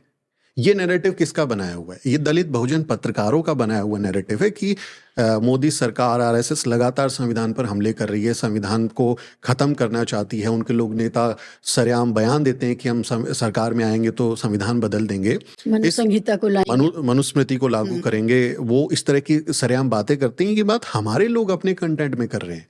हमारे लोग जब दलित बहुजन क्रिएटर्स को आप देखेंगे, उनके वीडियोस देखेंगे, तो आपको वो क्लियरली दिखेगा कि वो लोग बता रहे हैं कि कैसे सरकार, जो मौजूदा सरकार है, वो संविधान के खिलाफ काम कर रही है। ये बाकी पार्टियां नहीं कर रही थी, ये हमने नैरेटिव सेट किया। हमने जय भीम का जो नारा, आज देखिए संसद में जय भीम का नारा गूंजा, हर देश के अलग अलग हिस्से में जितनी भी पार्टियां थी, सब बाबा साहब का फोटो लेके सड़क पर बैठी हुई हैं, जय भीम का नारा लगा रही हैं। इस नारे को पॉपुलर किसने किया? दलित बहुजन नेताओं ने किया, दलित बहुजन मीडिया ने किया। लेकिन हमारा प्रभाव ये है, हमारा प्रभाव इस बात पर है कि हमारी जनता इस बात को समझती है जब हम लोग बोलते हैं, और उस प्रभाव की अहमियत को बाकी नेता समझ रहे हैं। इसलिए वो हमको समय भी देना चाहते हैं, इसलिए वो हमसे बात भी करना चाहते हैं। लेकिन हमारी अपनी दलित बहुजन लीडरशिप हमको समझती नहीं है। उनको लगता है कि सुमित चौहान तो दलित है, इसका क्या असर? बंधुआ मजदूर समझते हैं कि आपकी जो पॉलिटिक्स है वो क्योंकि दलित बहुजन को इंसाफ दिलाने की पॉलिटिक्स है, इसलिए आप बंधुआ मजदूर हैं उनके। आप तो उनके गुणगान ही करेंगे, या आप उनकी जो अकर्मकता है उस पर बात नहीं करेंगे, आप उनका ऑनेस्ट क्रिटिक नहीं करेंगे। और इस शायद ये कमी रही भी है कहीं ना कहीं कि मायावती कब से चुप है। बसपा ने कब आखिरी बार अपने आप को चैलेंजर के तौर पे पेश किया था? और ये सारे लोग ये चाहते हैं इसके बावजूद उनका कोई क्रिटिक ना करे। दलित बहुजन पत्रकारों को अगर मौका मिलेगा ना, शिवाजी मैं बता रहा हूँ, तो हम सारे सवाल पूछेंगे। हम आपकी इज्जत इतनी करते हैं कि हम आपको बता नहीं सकते। बहन जी का जितना हम सम्मान करता है दलित बहुजन समाज, उसको शब्दों में बयान नहीं कर सकते, क्योंकि स्वर मिला है उनको। जो समाज, जो पीड़ित समाज था, जिसको सड़क पर चलने की इजाज़त नहीं थी, लाठी मार के भगा दिया जाता था, वो अच्छा कोट पहन के बाइक चला के जब वो गुजरता है, बाइक पे जय भीम लिखा रहता है, तो वो कहाँ से आया? वो साहस कहाँ से आया? वो मान्यवर कांशीराम साहेब की वजह से, बहन जी की वजह से वो सम्मान मिला, सिर उठाने का सम्मान मिला, तो हम उनको बहुत इज्जत करते हैं। लेकिन जब आप दलित बहुजन पॉलिटिक्स की बात करेंगे तो उनसे सवाल पूछा जाएगा ना कि जो दलित एट्रोसिटीज़ हुई हैं, जो दलितों के साथ हकमारी हुई है, उसमें आपकी क्या भूमिका है? आप कहाँ हैं? हमारा क्या एजेंडा होगा? अब आप सोचिए, दलित समाज जो है एक तरह के लीडरशिप क्राइसिस से गुजर रहा है, एक लीडरशिप क्राइसिस से गुजर रहा है। और मैं अक्सर ये बोलता हूँ ये बात कि हम लोग पॉलिटिकल ऑर्फेंस हो गए हैं, राजनीतिक रूप से अनाथ हो गए हैं। कि दिल्ली में आए तो केजरीवाल साहब जो हैं, बाबा साहब डॉक्टर अम्बेडकर का दिखाएंगे फ़ोटो, और चलिए पंजाब में भी सरकार उन्होंने बना ली दलितों के भरोसे। वहाँ दलित सिटिंग चीफ मिनिस्टर जो कि दलित है, उसको हटा के दलितों ने आम आदमी पार्टी की सरकार बना दी। कहीं दूसरे राज्य में जाएंगे, वो बाबा साहब का फ़ोटो दिखा देंगे। कोई एक पार्टी बाबा साहब की बड़ी मूर्ति बना देगी, कोई उनके लिए मेमोरियल बना देगी और हमको हाँक लेगी अपनी तरफ। एक पॉलिटिकल ऑर्फन और एक पॉलिटिकल लीडरशिप क्राइसिस के दौर से हम गुजर रहे हैं। तमाम एट्रोसिटीज़ बढ़ी हैं दलितों पर, कितनी ज़्यादा एट्रोसिटीज़ बढ़ी हैं। एनसीआरबी का डेटा कहता है कि मोदी सरकार के आने के बाद में 13% ज़्यादा अपराध बढ़ा है। एक साल में 2022 का एनसीआरबी का डेटा है कि 57,000 से ज़्यादा एट्रोसिटीज़ के केस दर्ज हुए। तो दलित लीडरशिप क्या कर रही है? आपके पास कोई एजेंडा है कि आने वाले 10 साल में, 5 साल में क्या होगा? आपका जो दलित समाज है उसकी क्या रणनीति होगी? उसके सामने क्या चैलेंजेस होंगे? क्या आपके पास उसका कोई खाका है, कोई प्लान है कि आप उस पर काम करेंगे? हाँ, हर समय ये कहना कि हम जो है सरकार बनाएंगे तभी आपकी मुक्ति होगी, तो मुझे ऐसा लगता है कि अगर यही बात बाबा साहब डॉक्टर अम्बेडकर भी करते तो क्या होता? बाबा साहब डॉक्टर अम्बेडकर अपनी ज़िंदगी में एक भी चुनाव नहीं जीते।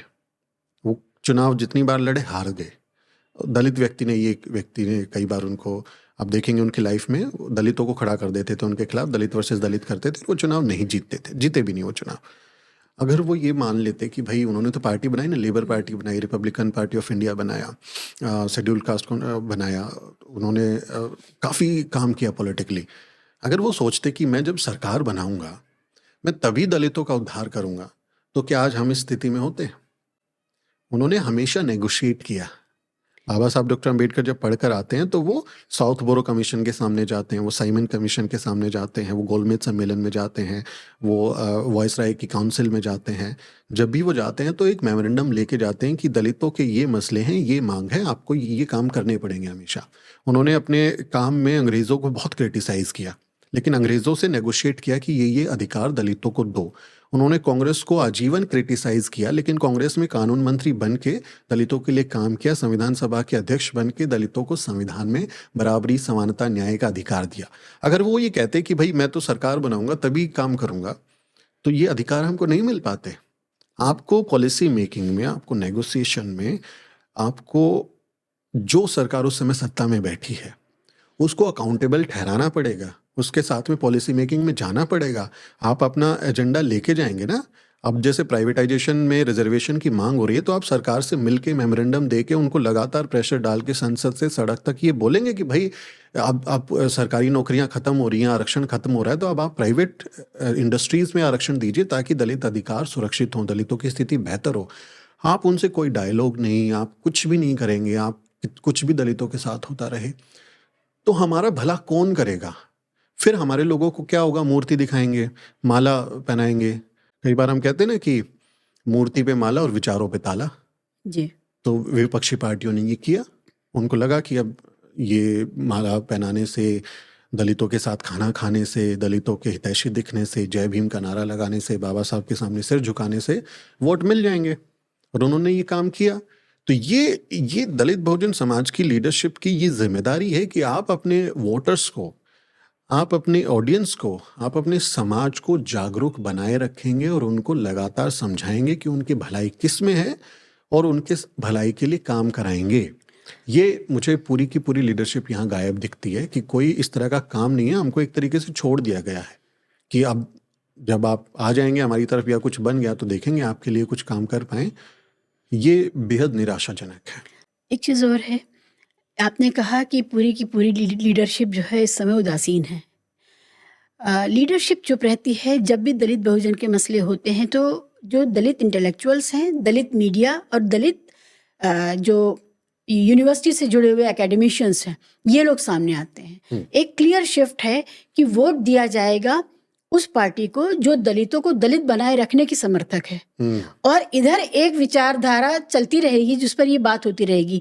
तो क्या एक बहुत बड़ा डिस्कनेक्ट है दलित बहुजन समाज का अपने इंटेलेक्चुअल्स के साथ में, क्योंकि वोट वो वहाँ दे रहे हैं, और प्रताड़ित जब होते हैं तो उनकी बात ये उठाते हैं, वो नहीं उठाते। जिसको वोट दे रहे हैं वो दलित की बात नहीं उठा रहा है। जब दलित में लड़की का बलात्कार होता है, हत्या होती है, तो उसकी बात वो लोग नहीं उठाते हैं, बल्कि वो और उनका कॉर्पोरेट मीडिया उसको छुपाता है। देखिए, कई बार ऐसा नहीं है कि वो बात नहीं उठाते हैं। बहुजन समाज पार्टी का अगर मैं खासकर जिक्र करूं तो कई मसलों में बहुजन समाज पार्टी के लोग जाते हैं, डेलीगेशंस लेके जाते हैं, पीड़ितों से मिलते हैं, केस फाइल करने में मदद करते हैं, लेकिन उन्होंने इस तंत्र को विकसित ही नहीं किया कि उसको मीडिया में लेके आए। अगर मीडिया उनका नहीं है तो अपना मीडिया, स्वतंत्र मीडिया खड़ा करें। बाबा साहब डॉक्टर अम्बेडकर कहते हैं कि जैसे एक पौधा जो है, अगर उसमें पानी खाद ना डाला जाए तो पौधा मर जाता है, वैसे ही विचार भी मर जाते हैं अगर उनका प्रचार ना किया जाए। तो आप जब देखिए कोई विपक्षी पार्टी का नेता जाता है तो सारे मीडिया के कैमरे होते हैं, सब उसको दिखाते हैं कि देखिए आज जो है राहुल गांधी परभणी में गए, वहाँ दलितों से मिले, अखिलेश यादव जो हैं वो यहाँ गए, उन्होंने मुलाकात की। तो एक मीडिया का कैंपेन होता है, उसको दिखाया भी जाता है। दलित बहुजन समाज के नेताओं ने ये बहुत बड़ी एक अनदेखी की कि उन्होंने अपना मीडिया खड़ा नहीं किया, उन्होंने अपना मीडिया बनाने की तरफ ध्यान नहीं दिया। मान्यवर कांशीराम साहिब खुद उन्होंने पत्रिका निकाली, ओप्रेस्ड इंडियंस और बहुजन संगठक नाम से वो पत्रिकाएं निकालते थे। तो बहन जी जब सरकार में थी तो उनको ये कोशिश करनी चाहिए थी कि अपना एक मीडिया चैनल, अपना एक अखबार शुरू करते ताकि अपने समाज के विचारों को पहुंचाया जाए, उनकी समस्या को पहुंचाया जाए। क्योंकि सब जब तक आपका अपना मीडिया नहीं होगा, आपके बारे में हमेशा नेगेटिव चीज़ें ही होंगी। उन्होंने ये काम नहीं किया। मीडिया नहीं है ये तो एक बात है, लेकिन सुमित, बहुजन समाज पार्टी, एक तो मैं ये मानती हूँ कि वो बहुत ही रीजनल कैरेक्टर में आ गई है, बहुत ज़्यादा उसका स्कोप उसके पास है नहीं। लेकिन वहाँ से भी हमारे पास कितने जाने माने चेहरे हैं जो खड़े होते हों और हम ये कहें कि देखो बहुजन समाज पार्टी का चेहरा आया है, हमारे नेता आए हैं। ये एक एक इंसान के ऊपर डिपेंड करती हुई पार्टी है और वो भी निकलती नहीं है। तो ये जो क्राइसिस है, बहुत बड़ा क्राइसिस है। मैंने जैसा आपको जिक्र किया कि Dalits are going through a very very critical time. अभी हमारे समय, हमारी ये जो मौजूदा समय है दलितों के लिए निर्णायक समय है और बहुत ही एक क्राइसिस का भी समय है, एक लीडरशिप क्राइसिस है कि दलित कहाँ जाएं, किसके पास मदद मांगने जाएं। अगर हमारी समस्याएं हैं, अगर हमारे साथ कुछ उत्पीड़न हो रहा है तो किसकी तरफ देखें। जो घर से निकला उसने कुछ हासिल किया, जो घर से नहीं निकलेगा ना वो लूज करेगा। और ये बहुजन समाज पार्टी को ये चीज़ समझ में आ रही है। उनका जो वोट शेयर लगातार गिरा है। अब देखिए इस बार लोकसभा चुनाव में क्या हाल हुआ, 10 सांसद थे चले गए। तो अगर आप जनता से कनेक्ट नहीं करेंगे तो जनता कहीं ना कहीं अपना विकल्प ढूंढती है। समय सबसे बेहतर एक हथियार होता है। समय कोई आपका विकल्प बन जाएगा और आप देखते रह जाएंगे। तो ये उनके लिए भी एक आत्मचिंतन का विषय है कि वो इस बात को समझें और अपने जो वोटर्स, हम सिर्फ वोटर्स नहीं हैं, हम सिर्फ एक डेटा नहीं हैं कि आप जाने कि हमको 9% लोगों ने वोट किया, मेरे को इतने करोड़ लोगों ने वोट किया। We are not just data, we are human beings, we are lives, we are suffering, we are going through a lot, you have to take care about us. तो आपको एक गार्डियन की भूमिका में रहना है, आपको हमें गले से लगाना है, आपको हमारी स्थिति में शामिल होना है, आपको समझना है कि हमारी तकलीफ क्या है। तब आप हमारे साथ कनेक्ट कर पाते हैं। एक पीढ़ी जिन्होंने बहन जी के जीवन काल को, उनके संघर्ष को देखा है, मान्यवर साहब के संघर्ष को देखा है, वो पीढ़ी को याद है कि उन्होंने कितनी पीड़ा झेली है, कितना काम किया है। लेकिन आज का जो मिलेनियल ऑडियंस है, जो जेन ज़ी है, अब जेन बीटा अब आ गई है, जेन बीटा आ गया है, इनको कैसे पता चलेगा कि उन्होंने क्या काम किया। आपको उनसे कनेक्ट करना पड़ेगा ना, आपको समय के साथ में बदलाव लाना पड़ेगा, आपको चीज़ों को देखना पड़ेगा। जैसा हम जिक्र करें कि उनका पता नहीं चलता, वो जाते हैं चुपचाप गए, काम करके आ गए, लेकिन उनकी ना सोशल मीडिया टीम है, ना मीडिया है, ना वो दलित बहुजन मीडिया को वैल्यू देते हैं कि उनको इन्फॉर्म किया जाए, प्रेस रिलीज भेजी जाए, उनको वीडियो मुहैया कराया जाए, उनको बाइट दी जाए ताकि वो अपने चैनल पर कवर कर सके। तो एक बड़ी दिक्कत है, एक संगठनात्मक दिक्कत है, स्ट्रक्चरल चेंज की ज़रूरत है। उनको इस बात को ध्यान में रखना पड़ेगा। अदरवाइज आप देखिए यूपी के चुनाव में, अभी 2024 के लोकसभा चुनाव में समाजवादी पार्टी को पहली बार संभवतः दलितों ने वोट किया है।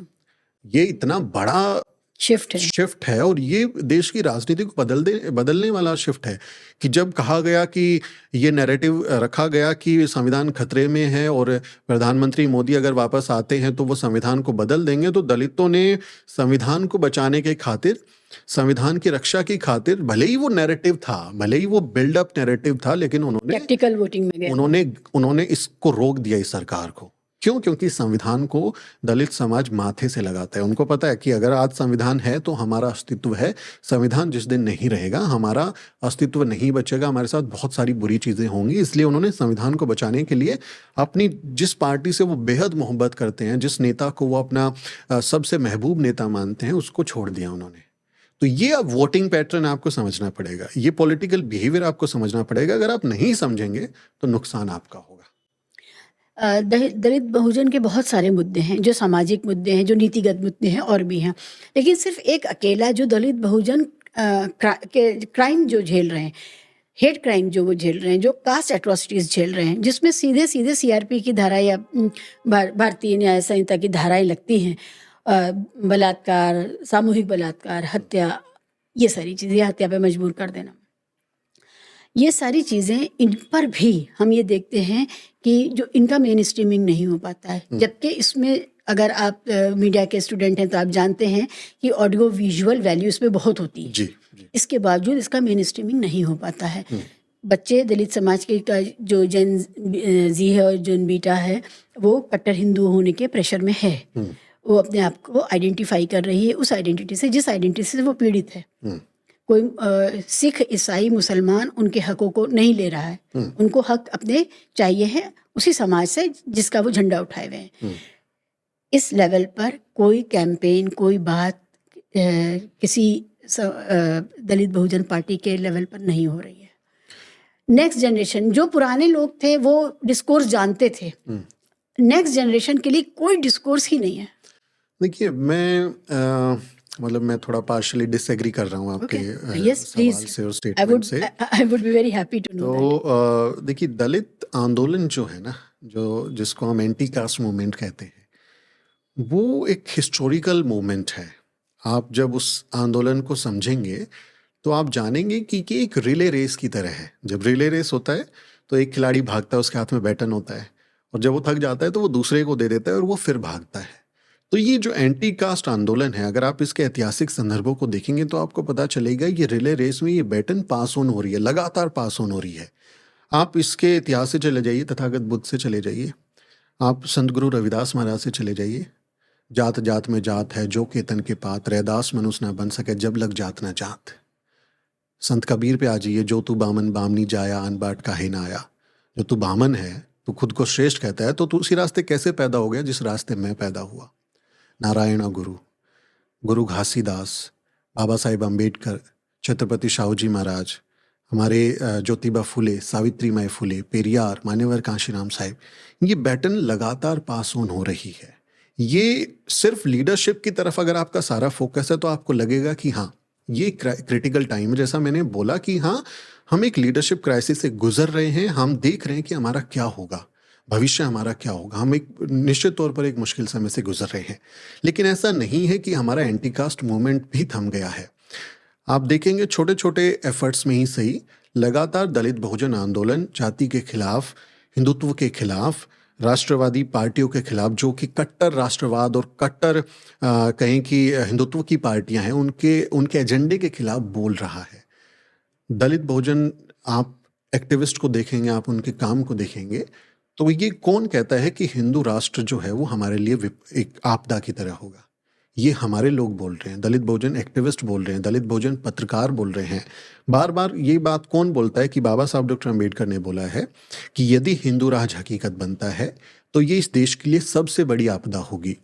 हिंदू कुछ भी कहें, हिंदू धर्म लोकतंत्र, समानता और न्याय के साथ मेल नहीं खाता। हिंदू राज को किसी भी कीमत पर रोका जाना चाहिए। बार बार कौन इस बात की याद दिलाता है? दलित बहुजन समाज के लोग याद दिलाते हैं। संविधान बचाओ सम्मेलन कौन कर रहा है? दलित बहुजन समाज के लोग इस आंदोलन को कर रहे हैं। जब हमारे किसी महापुरुष की, महामहिला की जयंती होती है, उनका परिनिर्वाण दिवस होता है, उनके मेले लगते हैं, वहाँ जो किताबें बिक्री होती हैं, जो लिटरेचर बिक रहा होता है, देखिए वो किस तरह का लिटरेचर है। वो संविधान सम्मत, संविधान को दिल से लगाने वाले लोग हैं। आप बाबा साहब डॉक्टर अम्बेडकर के परिनिर्वाण दिवस पे चैत्य भूमि चले जाइए, करोड़ों की किताब एक दिन में बिक जाती हैं। किस नेता, किस समाज के व्यक्ति के जन्मदिन पर, परिनिर्वाण दिवस पर ऐसा होता है कि विचारों की आदान प्रदान होता है, विचारों की रूपरेखा तय होती है, किताबें बिकती हैं, लिटरेचर बिकता है। समाज का जिसमें एंटी कास्ट मूवमेंट की एक कहें कि आत्मा है, उसकी सेंस है लोगों में कि ये क्यों ज़रूरी है। संविधान को सीने से लगा के, सबसे ज़्यादा संविधान के प्रति किसका लगाव है? क्या आपने देखा कभी कि संविधान के प्रति कुछ छाती से लगाए हुए कुछ और लोग भी खड़े होंगे? दलित बहुजन समाज के लोग उसको इतनी अहमियत देते हैं क्योंकि वो उनका एक प्रोटेक्टिव डॉक्यूमेंट है। उनको पता है कि ये अगर डॉक्यूमेंट हमारे पास में नहीं होगा तो इसके बिना हमारा अस्तित्व नहीं है। बाबा साहब डॉक्टर अम्बेडकर ने बहुत मेहनत से ये अधिकार दिए हैं। तो दलित बहुजन समाज लगातार इस अहमियत को देखते हुए वो हिंदुत्ववादियों के एजेंडे को चैलेंज कर रहा है। हिंदू राष्ट्र नहीं बनाना है। अगर हिंदू राष्ट्र बनाना होता ना, जैसा आप जिक्र कर रहे हैं कि वो पताका उठाए हुए हैं, हिंदुत्व का झंडा उठाए हुए हैं, ये बीजेपी को वोट दे देते हैं, 240 पे नहीं सिमटती ना। दलित किंग मेकर रहे हैं 2024 के लोकसभा चुनाव में, किंग मेकर हैं वो, सबसे बड़ी भूमिका उन्होंने निभाई है, क्योंकि मुसलमानों का वोटिंग पैटर्न आप देखेंगे वो एंटी मोदी सेंटीमेंट पे है। विदाउट एनी एजेंडा मोदी को हराना है, वोट एक तरफ जाता है। दलितों ने कितना सोच समझ के वोट दिया होगा। अपनी पार्टी जिसको वो अपनी सबसे ज़रूरी नेता, सबसे महत्वपूर्ण नेता मानते हैं, जिस पार्टी को वो अपने दिल के करीब मानते हैं, जिस पार्टी ने उन्हें स्वर दिया, संविधान बचाने के नाम पे, हिंदू राष्ट्र को रोकने के नाम पे, उन्होंने अपनी पार्टी को छोड़ के दूसरी पार्टी को वोट दे दिया। कितना बड़ा फैक्टर है ये, कितनी बड़ी सोच है, कितना बड़ा शिफ्ट है कि वो अपने दिमाग से काम कर रहे हैं। वो सिर्फ एक नेता के पीछे नहीं बैठे हुए हैं, वो अपना दिमाग लगा रहे हैं, अपने समाज को बेहतर बनाने के लिए काम कर रहे हैं। छोटे छोटे पॉकेट्स में आप जाएंगे ना दलितों के, ये इस बात को मैं स्वीकार करता हूं कि हिंदुत्वाइजेशन होता है। क्यों? क्योंकि सारा प्रचार तंत्र उनका है। आप टीवी खोलिए, आप रेडियो खोलिए, आप अखबार खोलिए, आप सोशल मीडिया खोलिए, उनके इलाकों में जागरण हो रहा है, कथा हो रही है, माता की चौकी हो रही है, हर ये सब जगह हो रहा हर है। जगह तो सिस्टमेटिक तरीके से है ना। अब देखिए, अब गीता प्रेस गोरखपुर की जो किताबें हैं वो आप किसी भी दिल्ली के किसी भी चौराहे पे चले जाइए, रेड लाइट पे चले जाइए, वहाँ पर इस्कॉन वाले वो फ्री में गीता बांट रहे होते हैं। 5 रुपए 10 रुपए की मोटी सी किताब मिल जाती है आपको हिंदू धर्म की पढ़ने की। तो एक वैचारिक लड़ाई है, उस विचार को हराने में शायद अभी हम इतने सक्षम नहीं हैं, लेकिन उस विचार के साथ हमारी सदियों पुरानी लड़ाई है, जो हमारे गुरुओं, हमारे महापुरुषों, हमारी महामहिलाएं बैटल कर रही हैं, उनके साथ में लड़ रहे हैं लगातार। तो ये कहना कि दलित समाज कहीं ना कहीं हिंदुत्व के एजेंडे में है, मुझे लगता है कि ये ब्लेम द विक्टिम थ्योरी है। आप उस समाज को जो बहुत ज़्यादा पीड़ित है, जो जो बहुत ज़्यादा परेशानियों में घिरा हुआ है, उसके बावजूद वो हराता है। अब आप देखिए, रामपुर में पिछले दिनों जो है एक बच्चे को इसलिए गोली मार दी यूपी पुलिस ने क्योंकि वो बाबा साहब डॉक्टर अम्बेडकर का बोर्ड उन्होंने लगाया था, और वो उस खाली पड़ी ज़मीन को, जो पंचायत की ज़मीन दलितों की थी, उस पर वो पार्क बनाना चाहते थे। अब मैंने वो रिपोर्ट की है न्यूज़वीक पर, मैं चाहूँगा कि आपके दर्शक एक बार जाकर देखें। अब आप उनके घर पे जाएंगे ना, वो अभी उनका घर बहुत अच्छी हालत में नहीं था, नया कंस्ट्रक्शन था, उन्होंने प्लास्टर भी नहीं कराया, गरीब लोग हैं। अब मैं उनकी छत पे जाके जब मैंने गांव की तरफ देखा, उस मेरी रिपोर्ट में इस बात का जिक्र है, उनके घर पर ना नीला झंडा लगा हुआ था जिस पर जय भीम लिखा है, और दलितों के सारे घरों पर नीला झंडा था। और उस गांव के थोड़ा सा दूर जब आप आंखें उठा के देखेंगे ना, सब पे भगवा ध्वज लगे हुए हैं। आपको क्लियर कट डिवीजन दिखता है कि चैलेंज है कि भगवा को, भगवा करण को, भगवा झंडे को अगर कोई हरा सकता है तो वो जय भीम का झंडा है। अगर ब्राह्मणवाद को, मनुवाद को कोई चीज हरा सकती है तो वो सिर्फ और सिर्फ अम्बेडकरवाद है। मनुस्मृति को कोई चीज हरा सकती है तो वो सिर्फ और सिर्फ संविधान है। गोलवलकर, सावरकर की विचारधारा को कोई हरा सकता है तो वो बाबा साहेब डॉक्टर अम्बेडकर का विचार है। तो ये आंदोलन हमारा सदियों पुराना आंदोलन है। हो सकता है इस समय हम बुरी स्थिति में हैं, बट शायद उतनी बुरी स्थिति नहीं है जितना संत गुरु रविदास महाराज के ज़माने में बुरी स्थिति थी, जितना कबीर के ज़माने में बुरी स्थिति थी, उतनी स्थिति नहीं है। जितना बाबा साहब डॉक्टर अम्बेडकर के ज़माने में बुरी स्थिति थी, उतनी बुरी स्थिति नहीं है। जैसे हमारी सावित्री माँ 2 साड़ी लेके जाती थी ना, उनके ऊपर कीचड़ फेंकते थे और फिर वो जाके जो है दूसरी साड़ी पर बदल के पढ़ाती थी, उतनी बुरी स्थिति नहीं है। हम एक क्रिटिकल टाइम से ज़रूर गुजर रहे हैं, लेकिन ये वो जमात है, ये वो कौम है जो फाइटर कौम है। आपने दलितों को गांव से बाहर फेंक दिया, क्या बोल के कि अछूत लोग हैं, गांव के दक्षिण हिस्से में फेंक दिया, दक्षिण टोला बोलते थे। जंगल में हमारी लड़ाई किससे हो रही थी? जंगली जानवरों से। जब जंगली जानवर जंगल से आएंगे तो जो उसके आसपास होगा सबसे पहले उसी पे अटैक करेंगे। हमारे लोगों ने तो लड़ाई करके जिंदा रहे ना। आपने हमें सार्वजनिक तालाबों से पानी नहीं पीने दिया, कुएं से पानी नहीं पीने दिया, हमने गंदा पॉल्यूटेड पानी पिया, हमारा इम्यून सिस्टम डेवलप हो गया, हम उसको डाइजेस्ट कर गए। आपने हमको खाना नहीं दिया, हम 4-4 दिन पुराने मरे हुए जानवर का मांस खा के जिंदा रहे हैं। आप तुलसीराम की मुर्दैया पढ़िए, आप वाल्मीकि की जूठन पढ़िए, वो पीड़ा समझ में आएगी कि वो 4-4 दिन पुराना झूठा मांस खा के जिंदा रह गए, हमारा इम्यून सिस्टम डेवलप हो गया। तो हम लोग ना फाइटर लोग हैं शिवाजी। ये चाहे जितनी चुनौतियाँ आ जाएं, चाहे जितना ही ज़्यादा हमारे ऊपर दमन आ जाए, ये विचार जो है वो मरने वाला नहीं है। हमको ये लोग कल को गैस चैम्बर में डाल के भी मार डालेंगे ना, तब भी कोई ना कोई आएगा निकल के समाज से जो जातिवाद के खिलाफ आंदोलन करेगा, जो समानता की बात करेगा, जो न्याय की बात करेगा, जो बंधुता की बात करेगा। और दलित समाज सबसे ज़्यादा पीड़ित होते हुए भी सबसे ज़्यादा न्यायवादी है।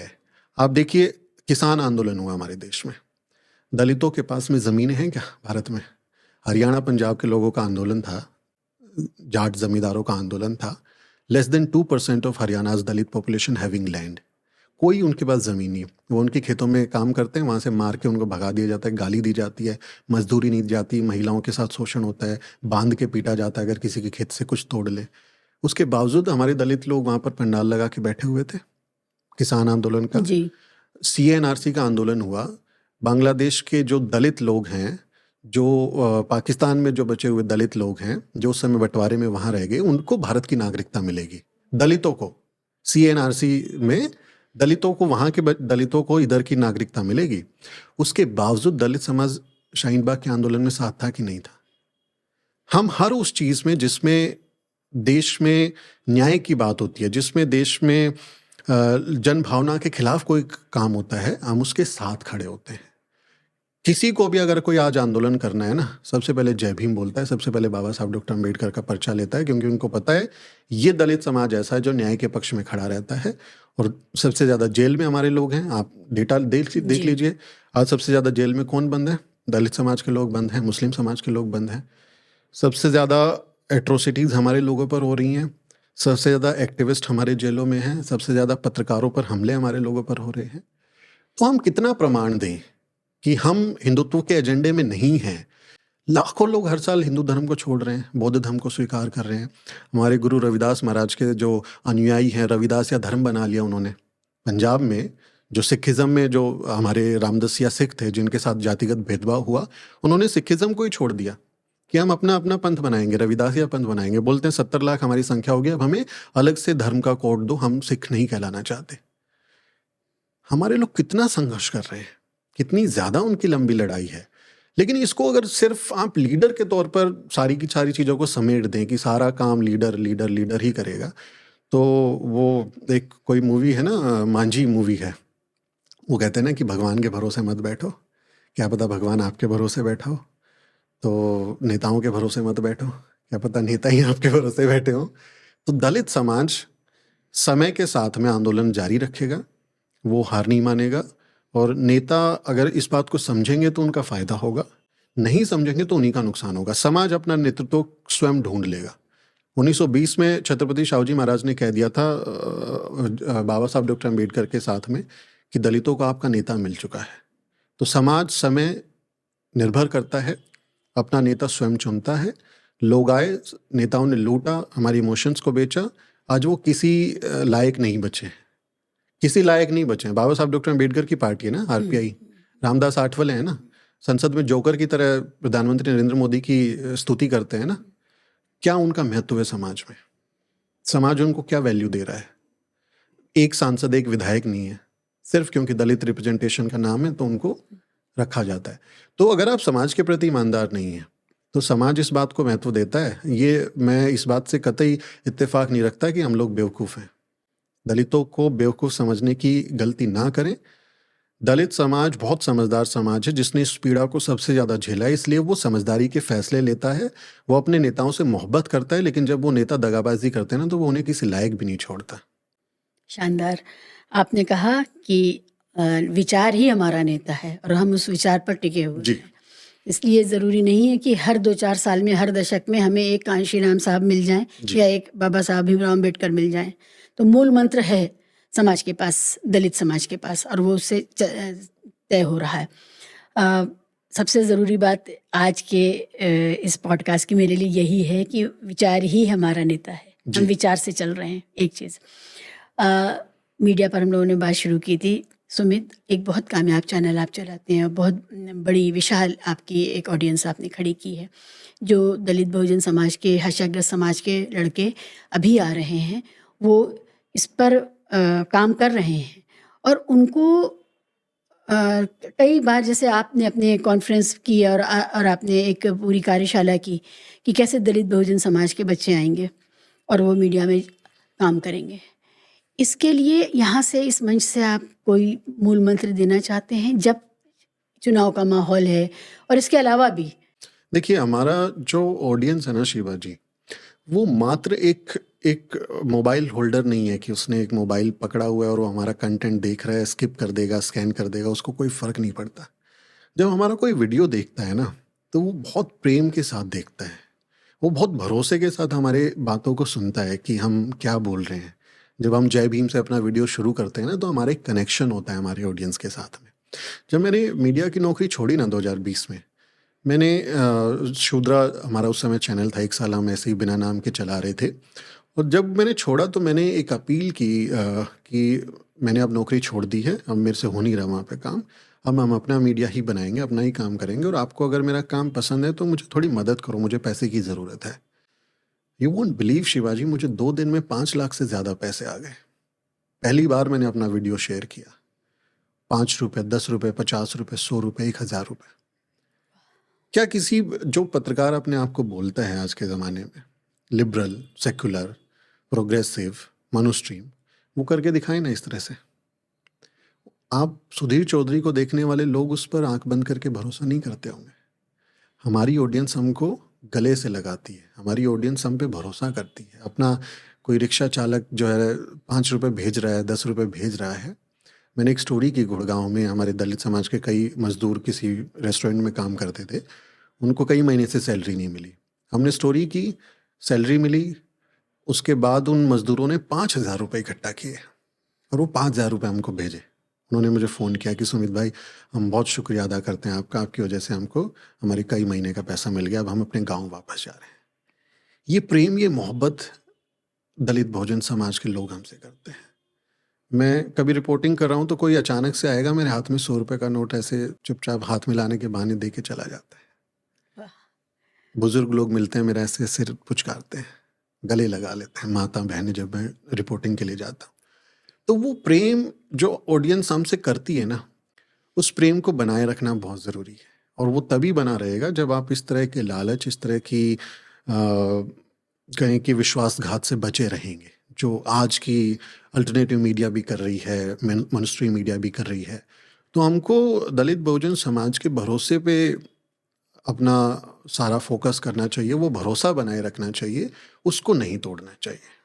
सुमित, दलित बहुजन पत्रकारिता ज़्यादातर दलित बहुजन के ऊपर चल रहे अत्याचार पर बात करती है जी। और करना ही चाहिए। वो ग्राउंड रिपोर्टिंग करते हैं और ऐसे में वो खतरे का सामना करते हैं। जी। हमने अभी देखा कि मुकेश के साथ जो हुआ है, पत्रकार के तौर पे भी और दलित बहुजन पत्रकार के तौर पे और भी ज़्यादा बड़ा संकट आ जी। जाता है। मैं आपसे इसलिए ही ये बात कर रही थी, जब मैं दलित बहुजन मीडिया की बात कर रही थी कि नए बच्चे क्या करें, नए नौजवान क्या करें। ऐसे में उनके लिए क्या सतर्कताएं ज़रूरी हैं? बहुत ही ज़रूरी सवाल है शिवाजी। अभी मुकेश चंद्राकर के साथ जो हुआ, बहुजन पत्रकार हैं, बस्तर जंक्शन नाम से अपना यूट्यूब चैनल चला रहे थे, और उनकी आप रिपोर्टिंग को देखेंगे तो उनकी रिपोर्टिंग में ऐसा उन्होंने जो काम किया है वो असली पत्रकारिता है, जिसको हम जनवादी पत्रकारिता कहते हैं कि पत्रकारिता के मायने क्या हैं। आप उनकी रिपोर्टिंग देखेंगे तो आपको दिखेगा कि वो कहीं एक पुलिया बनने का जिक्र कर रहे हैं कि अरे ये पुलिया नहीं है, गांव वालों ने लकड़ी काट के लगा दी है, अब इसी के ज़रिए वो चला रहे हैं अपना काम। वो सड़क की रिपोर्टिंग जिसकी वजह से उनकी हत्या हुई, वो सड़क बनाने को लेके ठेकेदार के खिलाफ उन्होंने काम किया। बहुत छोटे छोटे मसले हैं, पानी नहीं आ रहा है, जबकि वो असली मसले हैं जिस पर मीडिया आज बिल्कुल बात नहीं करेगा, बिल्कुल उसके बारे में जिक्र नहीं बुनियादी करता। मसले हैं सारे। बुनियादी मसले हैं जो रोज़मर्रा की ज़िंदगी में, कि मेरे को जाना है, सड़क नहीं है, तो बीमार बच्चा है, गर्भवती महिला है, मैं उसको कैसे लेके जाऊँ। बहुत छोटे आपको लगेंगे, दिल्ली में बैठ के लगेगा अरे ये कोई मसला होता है क्या, लेकिन वो उस व्यक्ति के लिए, उस समाज के लिए बहुत बड़ा मसला है। ऐसी रिपोर्टिंग हमारे लोग करते हैं। तो दलित बहुजन मीडिया सिर्फ दलितों का मीडिया नहीं है, ये हमारे देश को रहने लायक बनाने के लिए, हमारे देश को बेहतर बनाने का मीडिया है। ये लोकतंत्र की ज़्यादा, कहें कि लोकतंत्र को, डेमोक्रेसी को और ज़्यादा डीपनिंग करने के लिए ज़रूरी है कि लोकतंत्र जो है वो निचले स्तर तक पहुँचे। ऊपर से बैठ के जब कोई सत्ता काम कर रही है, वो लोकतंत्र नीचे तक जाए, उसको बनाए रखने के लिए भी बहुजन मीडिया ज़रूरी है। और ये काम बहुजन मीडिया के बहुत सारे अच्छे लोग, बहुत बढ़िया, जिन्होंने कभी मीडिया स्कूल का मुंह नहीं देखा, जहाँ कहीं जो लोग मीडिया में काम करने नहीं गए, जिनको कभी कोई इंटर्नशिप नहीं मिली, वो आज 10,000 5,000 का मोबाइल खरीद के छोटा मोटा एंकरिंग करके सीख के शीशे के सामने खड़े होके, आप देखिए दलित बहुजन समाज के लोग, आप हमारे बहुजन यूट्यूबर्स मीट में मिली हैं, कितनी उनमें कितना ज़्यादा लगन है। आपसे सवाल जवाब हुए होंगे, आपका सेशन पॉडकास्ट पे था, तो कितनी लगन के साथ वो लोग सीखते हैं जिनको कोई मौके नहीं मिले।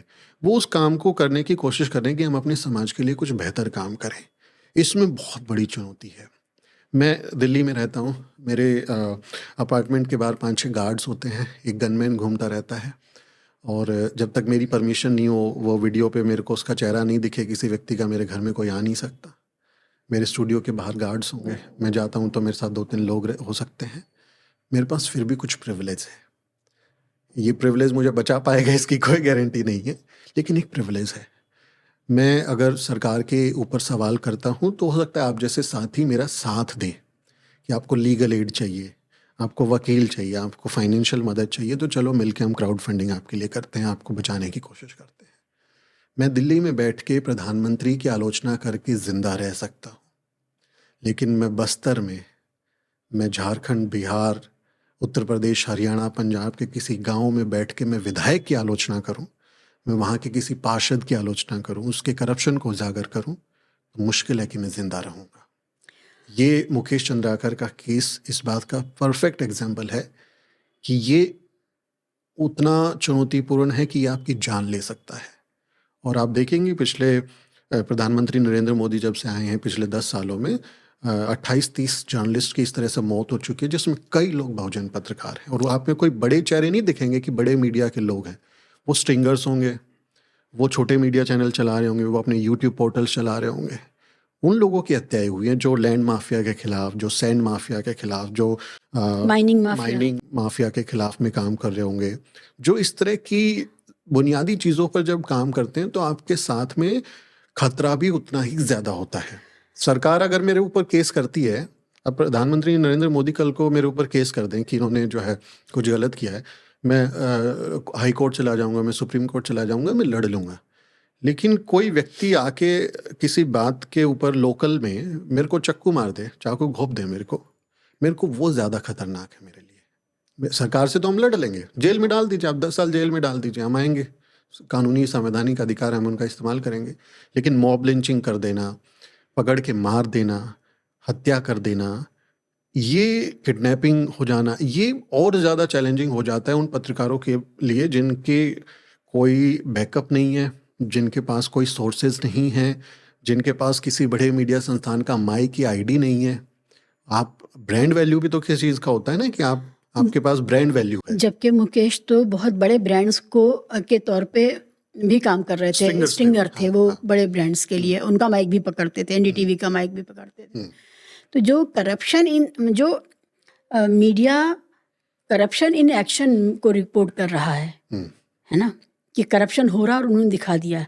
जैसे उस पत्रकार ने जिसने नमक और रोटी की रिपोर्टिंग कर दी थी, उसको जेल में डाल दिया। तो ये जो करप्शन इन एक्शन है उसको दिखाने वाले लोग बहुत ज़्यादा खतरे में हैं। और करप्शन इन एक्शन होता ही दलित बहुजन के साथ है, और किसके साथ होगा? किसी बड़े आदमी का बेटा तो नमक रोटी नहीं खा रहा है ना। तो ये वाला जो सवाल है कि हम अपने ही समाज के लिए जब हम रिपोर्ट करें और जब हम समाज को रहने लायक बनाएं, जब जीवन को जीने लायक बनाएं, उसके लिए हत्याएं हो जाए, उसके लिए जेल हो जाए। ये इसलिए मैं आपसे बात कर रही हूँ कि दलित बहुजन नौजवान जो इसमें आ रहे हैं, सावधानियाँ क्या हो सकती हैं, कैसे वो अपने आप को कोई संस्था बना के, नेटवर्क बना करके अपना एक ग्रुप बनाएं, ग्रुप में एक्ट करें, अकेले ना जाएं। जी जी, ये देखिए हमारे लिए तो कुछ भी आसान नहीं रहा, कभी भी हमारे को कभी भी कोई प्लेट में सजा के चीज़ें नहीं मिली, हमेशा स्ट्रगल रहा। और उसी स्ट्रगल की कड़ी में दलित बहुजन पत्रकारिता भी है। हम कहीं जब इलाके में, कहीं दूर दराज के इलाके में रिपोर्टिंग के लिए जाएं, और जब जिस व्यक्ति को ये पता हो कि ये तो जो है दलित है, भंगी है, जाटव है ना, ये तो महार है, ये तो मांग है, जब हमारी जाति उसको पता चल जाती है तो आप उसको देखेंगे, उसका पूरा नज़रिया बदल जाता है हमसे बात करने का। आप जब माइक पे अगर 10 शूद्रा लिख के चले जाएं, आपकी कास्ट का आपको मालूम चल जाए कि मैं साहिल वाल्मीकि हूँ, जय भी मैं हूँ साहिल वाल्मीकि और मैं यहाँ खड़ा हूँ और ये रिपोर्टिंग कर रहा हूँ, जब मेरी जाति किसी को पता चल जाएगी, मेरे टाइटल के बारे में किसी को पता चल जाएगा, लोग पूछ भी लेते हैं मेरे से, कई बार डायरेक्ट पूछा गया है कि आपकी जाति क्या है। तो ये आपको और ज़्यादा वल्नरेबल बना देता है ग्राउंड में, जब आप कहीं हिंटरलैंड में होते हैं, जब आप कहीं ऐसी जगह पर होते हैं जहाँ आपको मदद भी आसानी से नहीं मिल सकती।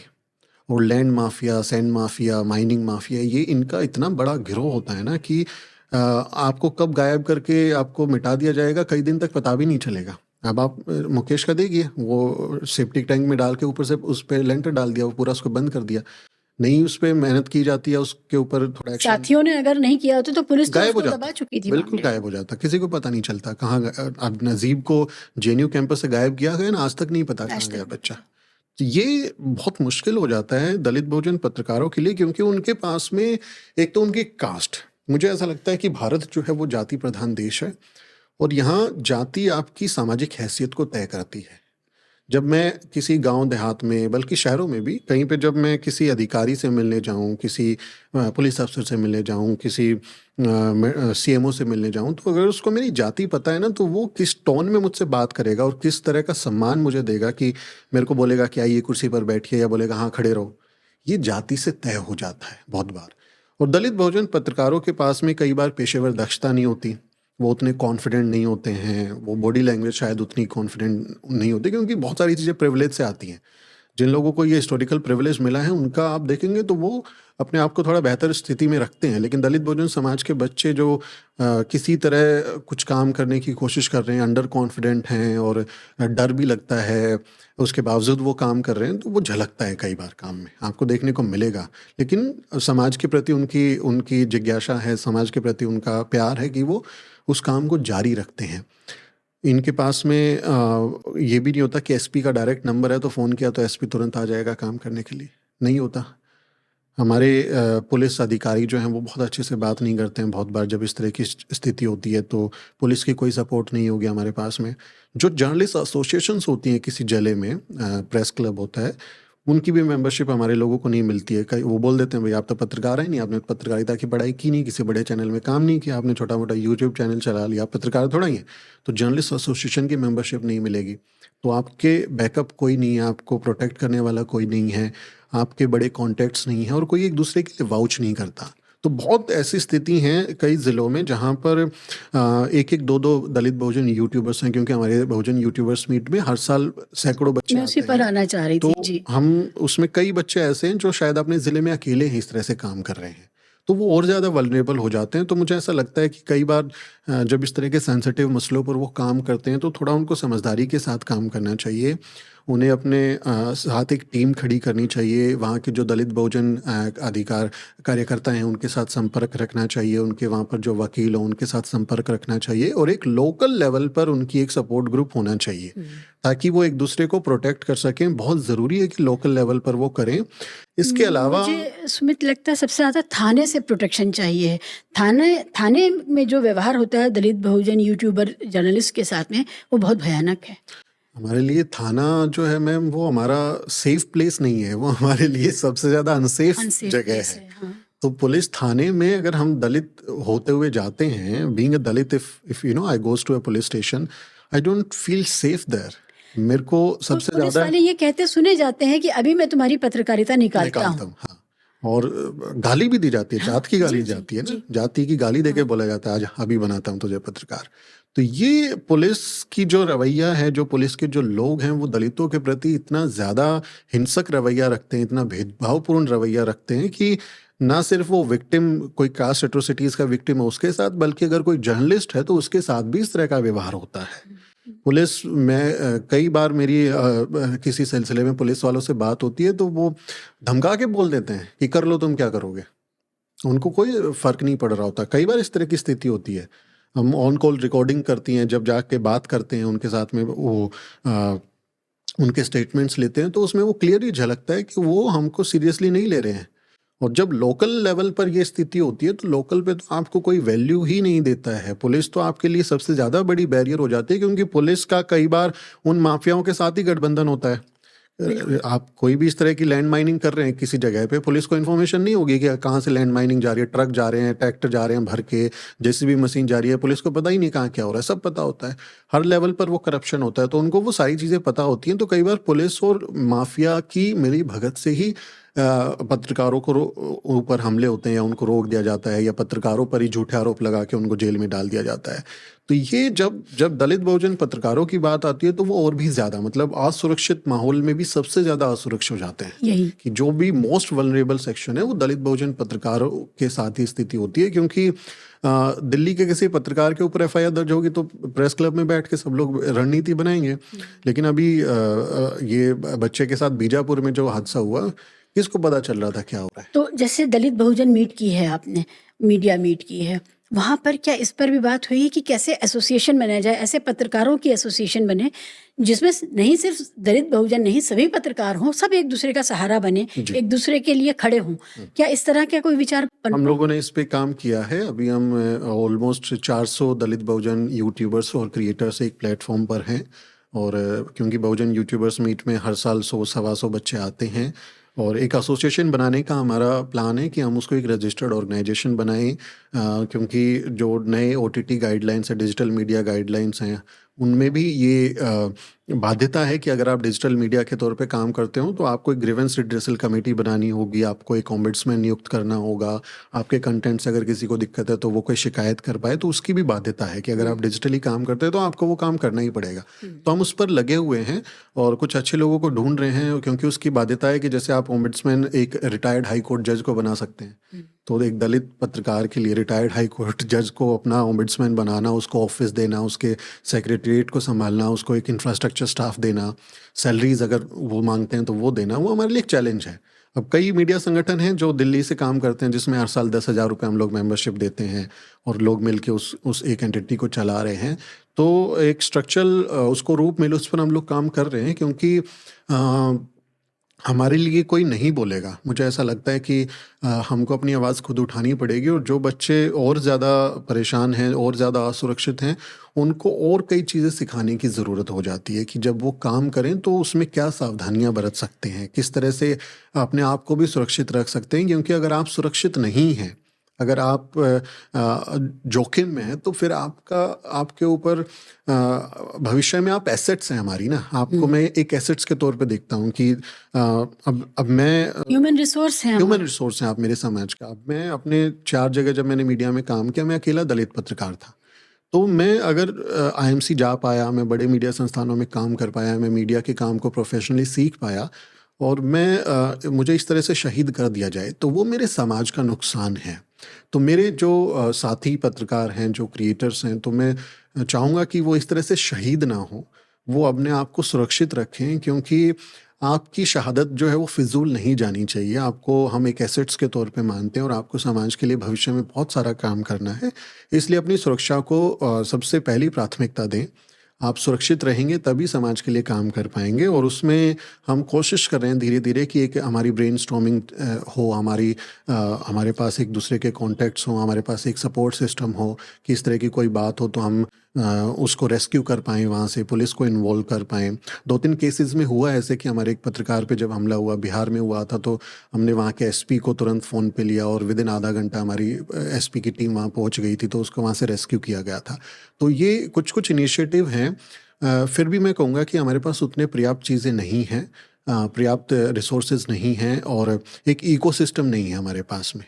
क्योंकि सवर्ण पत्रकारों के पास में आप देखेंगे, उनके पास एक इकोसिस्टम है।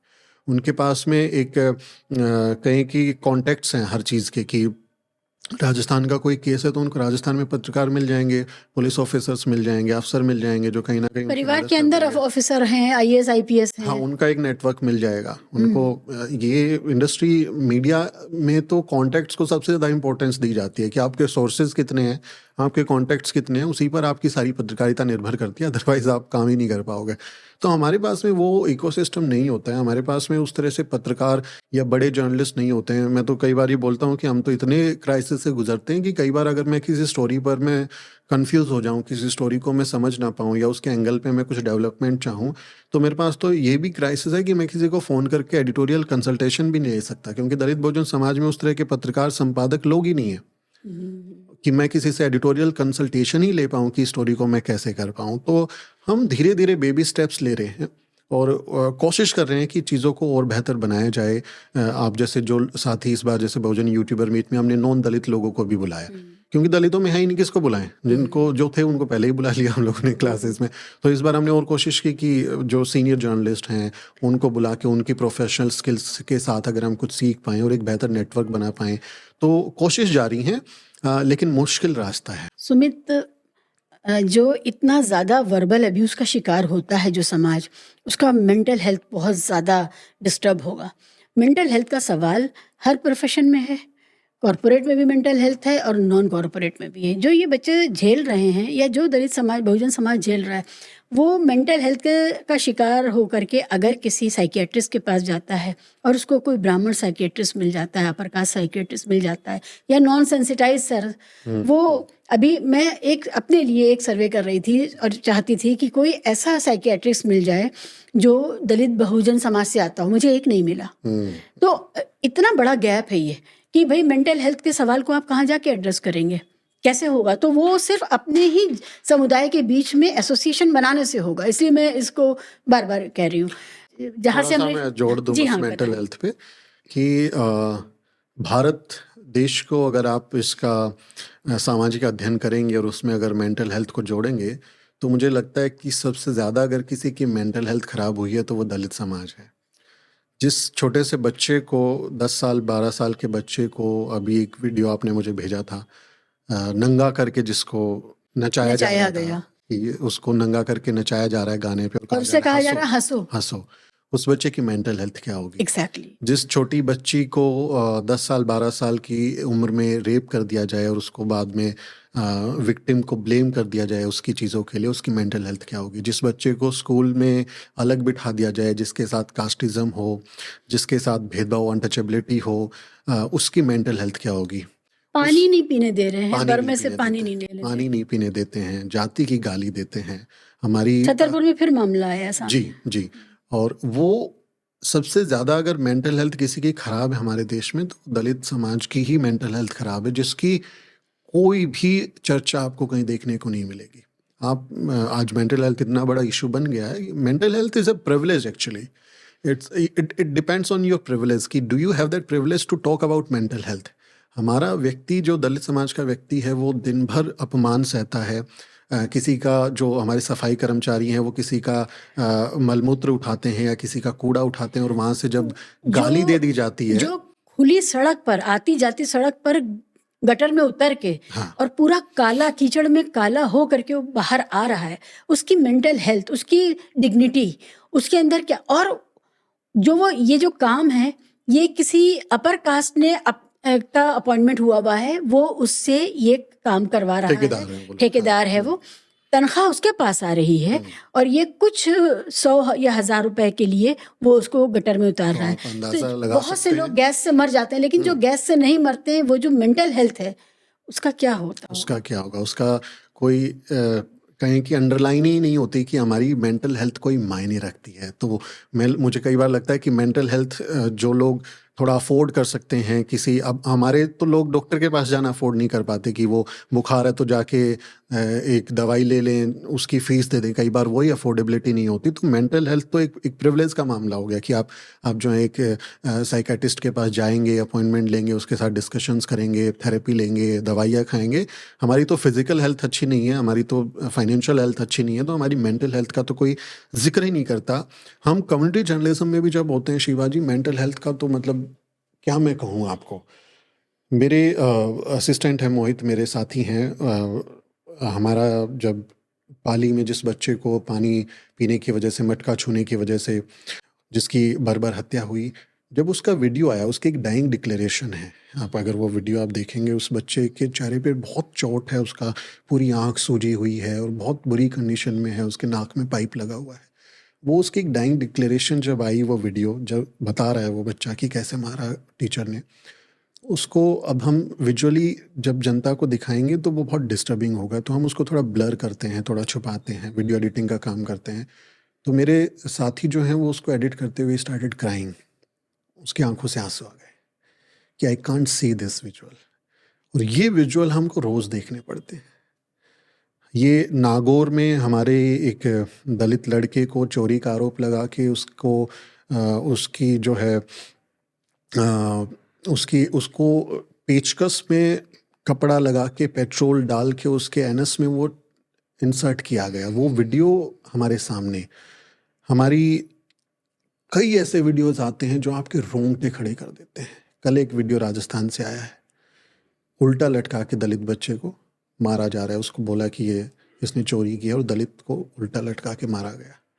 इतने डिस्टर्बिंग विजुअल्स आते हैं जो हमारी मेंटल हेल्थ को इतना ख़राब करते हैं, और वो वीडियो पे हमको काम करना पड़ता है। वो वीडियो हमको एडिट करने हैं, ब्लर करने हैं, ऑडियंसेस को दिखाना है ताकि उस पर कोई चर्चा हो, ताकि वो एक मुद्दा बन पाए। और वो हमारे पास तो रॉ फॉर्म में आते हैं, जनता के पास तो फिर भी हम ब्लर करके देते हैं। हमारे पास तो रॉ फॉर्म में आते हैं जिसमें लाशें हैं, जिसमें हाथ पैर काटे हुए हैं। वो इतना डिस्टर्बिंग विजुअल होता है ना कि कई बार हम लोग मतलब सो नहीं पाते। कई बार मतलब टीम जो है वो माथा पकड़ के बैठ जाती है। हम सब लोगों का ये हाल होता है, हम भी इसी से गुजरते हैं जी। तो ये मेंटल हेल्थ बहुत बड़ा इशू है, और इस बार हमारे यूट्यूबर्स मीट में इस पर चर्चा भी हुई। एक बच्ची हमारी है जो मेंटल हेल्थ से गुजर रही है, जो ट्रीटमेंट ले रही है, तो उसने इस बात का जिक्र भी किया। तो हमने कोशिश की है इस पर कुछ लोगों से बात करने की, और हम ढूंढ रहे हैं एक इनिशिएटिव है जो दलित बहुजन समाज के लोगों ने मेंटल हेल्थ पे शुरू किया है।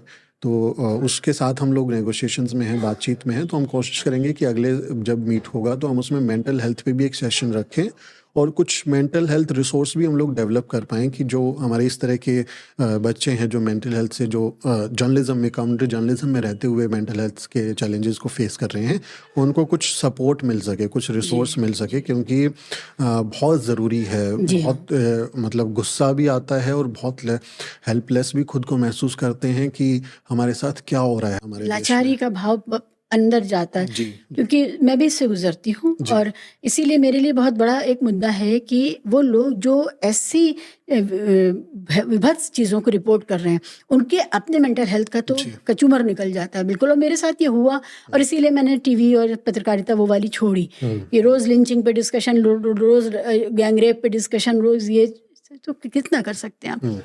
तो और जब मैंने इसके लिए पता करना शुरू किया तो साइकियाट्रिक हेल्प ही नहीं थी। वो हेल्प जो, और वो साइकियाट्रिस्ट जो लोग हैं वो कास्ट सेंसिटाइज भी नहीं होते हैं बहुत बार। यही मैं कह रही हूँ, उनको तो ये पता ही नहीं होता कि कास्ट कोई बड़ा फैक्टर हो सकती है किसी के लिए। अब कोई व्यक्ति जो दफ्तर में काम कर रहा है, अगर उसके साथ में कास्ट डिस्क्रिमिनेशन है, या उसके बारे में कोई ऐसी बात बोल दी जाती है, उसकी जाति पे, आरक्षण पे, मेरिट पे, और इस तरह के मानसिक दबाव में जब कोई रहता है व्यक्ति, तो उसको लगेगा कि इससे क्या होता है, ये कोई मामला है क्या। मतलब इससे उनको समझ ही नहीं होती कि कास्ट कितना बड़ा फैक्टर है, कास्ट कितना। उनका तो दया भाव रहता है ना कि हमने तुम्हें आने दिया, संस्थान में बैठने दिया, हमने तुमको अपने बराबर बिठा लिया, तो हम तो बहुत बड़े मतलब कल्याण कर रहे हैं तुम्हारा। वो ये नहीं समझ पाते हैं वो लोग कि वो कर क्या रहे हैं। सुपीरियरिटी कॉम्प्लेक्स है उनमें। उनको लगता है कि हम सबसे बेहतर हैं और हम डिज़र्व करते हैं, हम में मेरिट है, ये लोग डिज़र्व नहीं करते, इनमें मेरिट नहीं होती, ये बस हमने इनको मौका दिया है तो ये लोग पहुंच गए हैं, अदरवाइज ये डिज़र्व नहीं करते। मैंने आपके साथ खाना खा लिया, मैं आपके साथ बैठ गया, तो ये इसी को वो अपना बड़ापन मानते हैं। तो मुझे लगता है उनको और ज़्यादा थोड़ा सेंसिटिव होना चाहिए कास्ट के मसले पे, और सवर्णों के ग्रुप्स को, संगठनों को, कॉरपोरेट्स को जिस तरह से अपने वहाँ पे वो सेक्सुअल हैरेसमेंट के खिलाफ जेंडर सेंसिटाइजेशन करते हैं, उस तरह से कास्ट सेंसिटाइजेशंस भी होने चाहिए, वर्कशॉप्स होनी चाहिए, और लोगों को बहुत कुछ सीखना चाहिए, और जो सीखा हुआ है, जो गलत सीखा हुआ है, उसको अनलर्न करना चाहिए। जो अपने अंदर मान के बैठ गए कि हम तो जो है बहुत बड़े लोग हैं, हम तो अपनी मेहनत से यहाँ पर आए हैं, उनको देखना पड़ेगा कि उनके पास क्या प्रिविलेज है और बाकी लोग कैसे अंडर प्रिविलेज हुए, कि उनके मौके कैसे छीने गए। जब वो थोड़ा सेंसिटिव होंगे तो मुझे लगता है कि एक बेहतर समाज हम बना सकते हैं। इसलिए सवर्णों की, ओबीसी समाज की जो डोमिनेंट कास्ट है, उनकी जिम्मेदारी बनती है कि वो अपने यहाँ पर अपनी जनरेशन्स को कास्ट सेंसिटाइज करें, उनको समझाएं कि जाति कोई गर्व करने की चीज़ नहीं है, और दलितों को हम समझाते हैं कि जाति पर शर्मिंदा होने की कोई वजह नहीं है। जिनको कास्ट प्रिविलेज मिला है वो जाति पर गर्व करते हैं, और जिनको जाति गाली की तरह दी जाती है वो शर्मिंदा होते हैं। तो हम कहते हैं कि नहीं, शर्मिंदा मत हो, हमको मेहनतकश समाज के मेहनत लोग के हैं। समाज के लोग हैं। जी। तो एक ज़रूरी मसला है मेंटल हेल्थ। मुझे लगता है कि आने वाले समय में हम इस पर और काम करेंगे जी। और कुछ और अच्छी कोशिश करेंगे, कुछ साथियों को जोड़ेंगे जो मेंटल हेल्थ सपोर्ट हमको प्रोवाइड कर पाए। हाँ, मैं चाहती थी मैं आपसे बात करूँ क्योंकि आप एक फॉर्मल मीट करते हैं तो ये सवाल उठना ही चाहिए। और बहुत मेरे पास भी ये सवाल उठाने के लिए बहुत लोग नहीं हैं। आप मिले हैं तो मैं आपसे बात कर पा रही हूँ। ये सवाल मुझे अंदर ही अंदर मथ रहा है, मगर जगह नहीं है कहीं बात करने की। जहाँ से हमने बात शुरू की थी, सुमित, अ, अर्थ का सवाल, पैसे का सवाल मीडिया का बहुत बुनियादी सवाल है। मीडिया बिना पैसे के नहीं चलता है। जी। हम जब पॉलिटिकल फेज में हैं तो उसमें किस हद तक और किस तरह का पैसा जायज़ है और किस तरह का पैसा नाजायज़ है, हम इन्हीं नेताओं के बारे में बहरहाल बात करेंगे। वो आपको पैसा दें या ना दें, क्योंकि वो कारक हैं, कर्ता हैं, तो वह हम उनके बारे में बात करेंगे। अब जब हम उनके बारे में बात करेंगे तो किस तरह का पैसा ठीक है, ये होना चाहिए और ये सबको मिल रहा है इसलिए ये ठीक है, और किस तरह का पैसा नाजायज़ है, करप्शन है। देखिए, सरकारी विज्ञापन पाने की जो योग्यता है, अगर आप उस योग्यता को मीट करते हैं, आप उसमें एलिजिबल हैं उस विज्ञापन को पाने के लिए और आपको सरकार विज्ञापन देती है, तो उसमें कुछ भी बुराई नहीं है। आप उसके योग्य हैं और वो जनता के टैक्स का पैसा है। अगर आपको वो मिलता है और आप उससे जनवादी पत्रकारिता करते हैं तो उसमें कुछ भी बुराई नहीं है। बशर्ते कि आपका एडिटोरियल जो काम है वो उससे प्रभावित ना हो। अगर आपका एडिटोरियल काम, आपका जर्नलिज्म उससे प्रभावित हो रहा है तो फिर वो गलत है, वो आप अनैतिक अपने है। सवालों को पिलपिला मत बनाइए आप उसके लिए, अनैतिक पैसों काम के कर लिए। रहे हैं। और दूसरा, मैं खासकर दलित बहुजन समाज के बारे में ये भी कहूँगा कि जो समाज आप पर भरोसा कर रहा है, जो आपको बहुत रिस्पेक्ट के साथ देख रहा है, जो समझ रहा है कि जब आप उनके बारे में बात कर रहे होगे तो उसमें कुछ घालमेल नहीं होगा, उसमें कोई झूठ नहीं होगी, तो उस समाज के भरोसे को मत तोड़ो, उस समाज की ईमानदारी को रिस्पेक्ट करो। साथ ही मैं समाज से भी अपील करूँगा कि जो आपके दलित बहुजन मीडिया के ऑर्गेनाइजेशंस हैं उनको आर्थिक तौर पर आप मजबूत भी करो। आपकी भी ये ज़िम्मेदारी बनती है कि आपके खर्चे पर जो खबरें हैं वो चलें और बिना विज्ञापन या बिना स्पॉन्सरशिप के भी दलित बहुजन मीडिया सर्वाइव कर पाएँ, क्योंकि अल्टीमेटली अगर आपके पास रिसोर्सेज नहीं होंगे तो आप सर्वाइव नहीं कर सकते। हमने न्यूज़वीक को अब 5 साल हो गए हैं, 1 तारीख को 5 साल हो गए उसको। तो 5 साल में हमने जिस तरह से चीज़ें की हैं, रिसोर्सेज जोड़े हैं और कैसे हम अपना संगठन चला रहे हैं, ये हम ही जानते हैं। जितनी चैलेंजेस हैं, जितनी आर्थिक तंगियाँ हैं, वो हम ही जानते हैं। तो अगर समाज साथ नहीं देगा, तो हो सकता है कल को हमें अपना मीडिया बंद करना पड़े। और ऐसे देखेंगे तो बहुत सारे मीडिया संस्थान दलित बहुजनों ने शुरू किए, वो बंद हो गए समय के साथ में। बाबा साहब डॉक्टर अम्बेडकर ने खुद 5-5 अखबार चलाए, लेकिन पाँचों बंद हो गए। तो हम क्यों अपनी लेगेसी को नहीं बचा पाए? क्यों हम अपने स्वतंत्र मीडिया खड़े नहीं कर पाए? क्यों हम अपने जो नए इंडिपेंडेंट मीडिया बन रहे हैं उनको मजबूत नहीं कर पा रहे?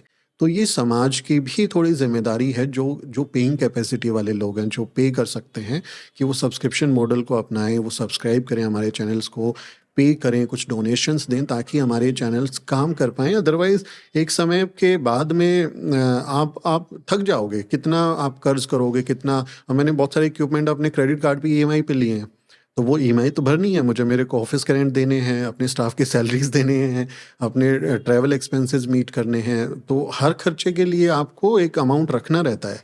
तो अगर समाज सपोर्ट नहीं करेगा तो कहीं ना कहीं वो चैलेंज में आएंगे।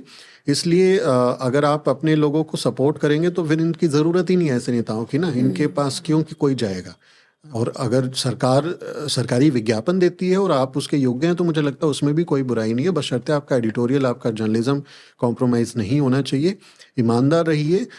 थोड़ा कम हम काम कर पाएंगे, थोड़ा कम हमारे पास रिसोर्सेज होंगे, हो सकता है हमारा छोटा स्टूडियो रहे, हमारे पास अच्छी क्वालिटी का कैमरा ना हो, ये कॉम्प्रोमाइज़ फिर थोड़ा बहुत हमको करना पड़ेगा।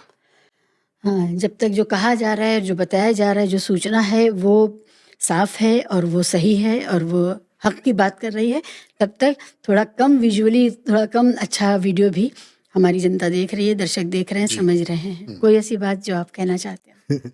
बहुत बहुत शुक्रिया, आपने मुझे दोबारा मौका दिया। और आप ऐसे शख्सियत हैं जिससे मैं बहुत खुल के बात कर पाता हूँ, क्योंकि यहाँ कोई इफ एंड बट्स नहीं होते और ना सोचना पड़ता है बहुत ज़्यादा।